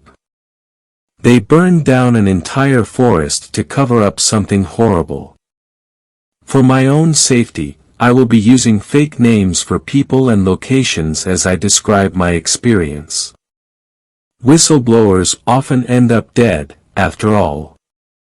I used to live in a small town nestled up in the mountains, surrounded by a famous national forest. Let's call this town Greenville. Being born and raised there, I had an affinity and distinct familiarity with the surrounding mountain and its forest. Douglas, a childhood best friend, would accompany me on countless camping and hiking treks through the numerous trails located near our town. Now here's a disturbing fact you may or may not have known: an absurd number of people go missing in national parks and forests every year. A quick Google search will tell you that 1,180 people have gone missing in national parks between 2018 and 2023. That boils down to almost 300 people going missing every year. Why do I bring this up?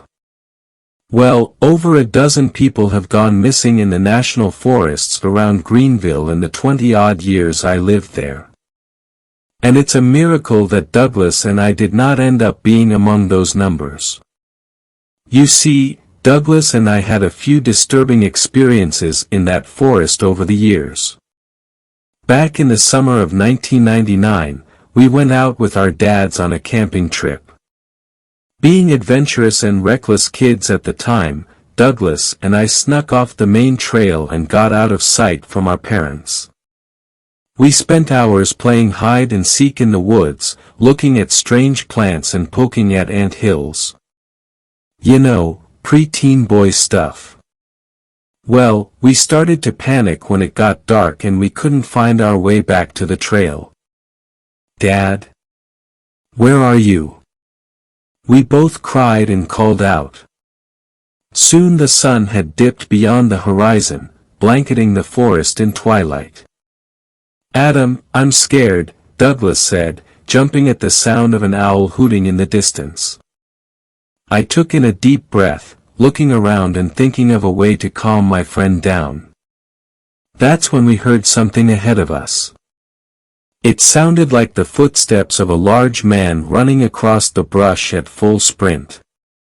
Focusing my attention to the source of the sound, I scanned the tree line and caught a glimpse of a shadow darting between the tree trunks. Whatever made those huge footsteps moved like lightning between the trees, so fast you could blink and miss it. My heart dropped when I realized this shadow creature was zigzagging its way forward, towards where Douglas and I stood. What the hell is that? Douglas asked, his voice cracking in panic. Grabbing his arm, I tugged on him and started running in the opposite direction. I don't know, but we need to get out of here.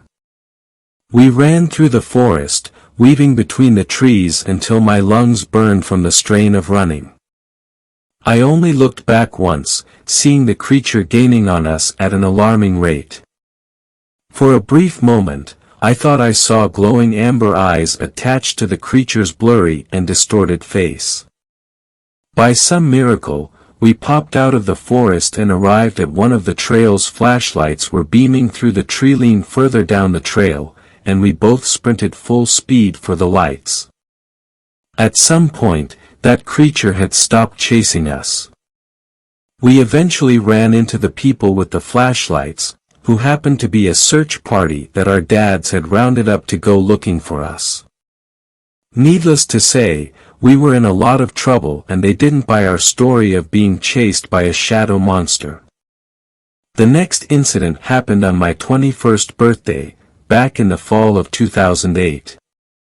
My father took me on a camping trip up in the mountains and brought along a bottle of Jack Daniels to celebrate my legal drinking age. The plan was to set up camp, get drunk but not totally hammered, and maybe hunt some squirrel the next morning with my .22 long rifle. Well, we arrive at the campsite, get everything set up, and all seems to be going normal. That is, until nightfall. I had just downed my third shot of whiskey when a screeching sound wailed out into the cold night air. My dad, who was off relieving himself on a tree just outside the glow of the campfire, laughed in response to the noise. "What's the matter, kiddo? Jack on the rock's too strong for ya." He stumbled back over to the campfire, fixing up the zipper on his jeans. "I didn't make that sound," I told him. He raised an eyebrow before grinning at me, like he thought I was messing with him. Just when he was about to say something, that screeching sound erupted into the night air once again. It sounded much closer than before. "What in the hell?" my dad shouted, looking around at the darkness surrounding our campsite. He rushed over to his tent and brought out his old lever-action hunting rifle and my comparably tiny .22 long rifle and tosses me my gun. "What was that?" I asked, checking my rifle and turning off the safety. He loaded up a round in his gun and brought it up close to his chest, ready to aim. In all the years I knew my old man, I had never seen his eyes so wide and full of alarm. "Boy, I don't know," he said, keeping his head on a swivel. "Been huntin' out here for years and I ain't never heard an animal make a sound like that. Can't be good." I sat by the campfire, my hands shaking and unable to think of anything to say. Then the sound screeched out a third time, seemingly from somewhere right above me in the tree canopy. Taking me off guard, the screech made me jump back in fear, nearly causing me to soil my pants. If I could describe the sound, it had to be a mixture of a dying coyote and the strained vocal cords of a human child screaming in pain. Well, my dad wasn't having any of it. When he heard that sound booming from right above where I sat, he cursed and took aim with his rifle. The blast temporarily lit up the surrounding woods with the muzzle flash and sent a crack echoing through the wilderness. Following the gunshot, I heard a loud thud on the forest floor, as if something heavier than a grizzly bear had just jumped off the highest tree branch. Heavy footsteps followed, indicating something had broken out into a full sprint heading away from our campsite. We didn't get any sound sleep that night despite having some alcohol in us, and luckily the rest of the trip went by uneventful. The final experience I'll talk about before I reveal the truth is a gruesome one, so if you're squeamish, please be warned. A few years ago, a young woman went missing in the woods around Greenville. She was a local of the town, so everyone had come together to form a search party and look for her. That's just what we were about. A small town was a close-knit community and we looked out for each other. Douglas and I decided to join the search party and we were assigned to comb through the far northeastern section of the woods. We scoured the woods, calling out that woman's name for hours. "Jessica, are you out here?" She never turned up. Eventually, it got late and we had to turn back. Even though we brought flashlights along, the search party advised us not to go too far out at night since it could risk more people getting turned around and lost. Remembering the other chilling experiences I had in the forest at night, I had no problem with that stipulation. Douglas, on the other hand, didn't quite agree and indeed grew irritated that we had to pack up and leave before nightfall. You see, Douglas had a bit of a romantic interest in Jessica, so his motivation to find her ran much deeper than mine. Which is exactly why he stopped when he saw a small cave nestled between the trees on the side of the mountain. This cave wasn't unusual. There were plenty of them all over the mountain hidden within the forest, which made excellent hibernation dens for the local black bears. For that reason, I adamantly protested when Douglas suggested we go looking in the cave for Jessica. "Come on, maybe she took shelter in there. We gotta at least look." He drew closer to the cave, taking out the flashlight and shining it through them all. At this point, twilight had crept in and detouring through a possible bear cave was the last thing I wanted to do. You want to go in there, fine. I'll stay out here and wait. I gave him a dead serious look. He scowled and turned to enter the cave, calling me a coward and a few other choice names as he entered. Taking a seat on a nearby rock, I waited and kept the flashlight on, pointed at the cave. It grew darker and my anxiety began to rise. What was only a few minutes had felt more like hours. When the silver glint of the full moon began to peek through the tree canopy, I cursed and turned to face the cave. Doug, are you done looking around yet? My voice echoed back from the cave.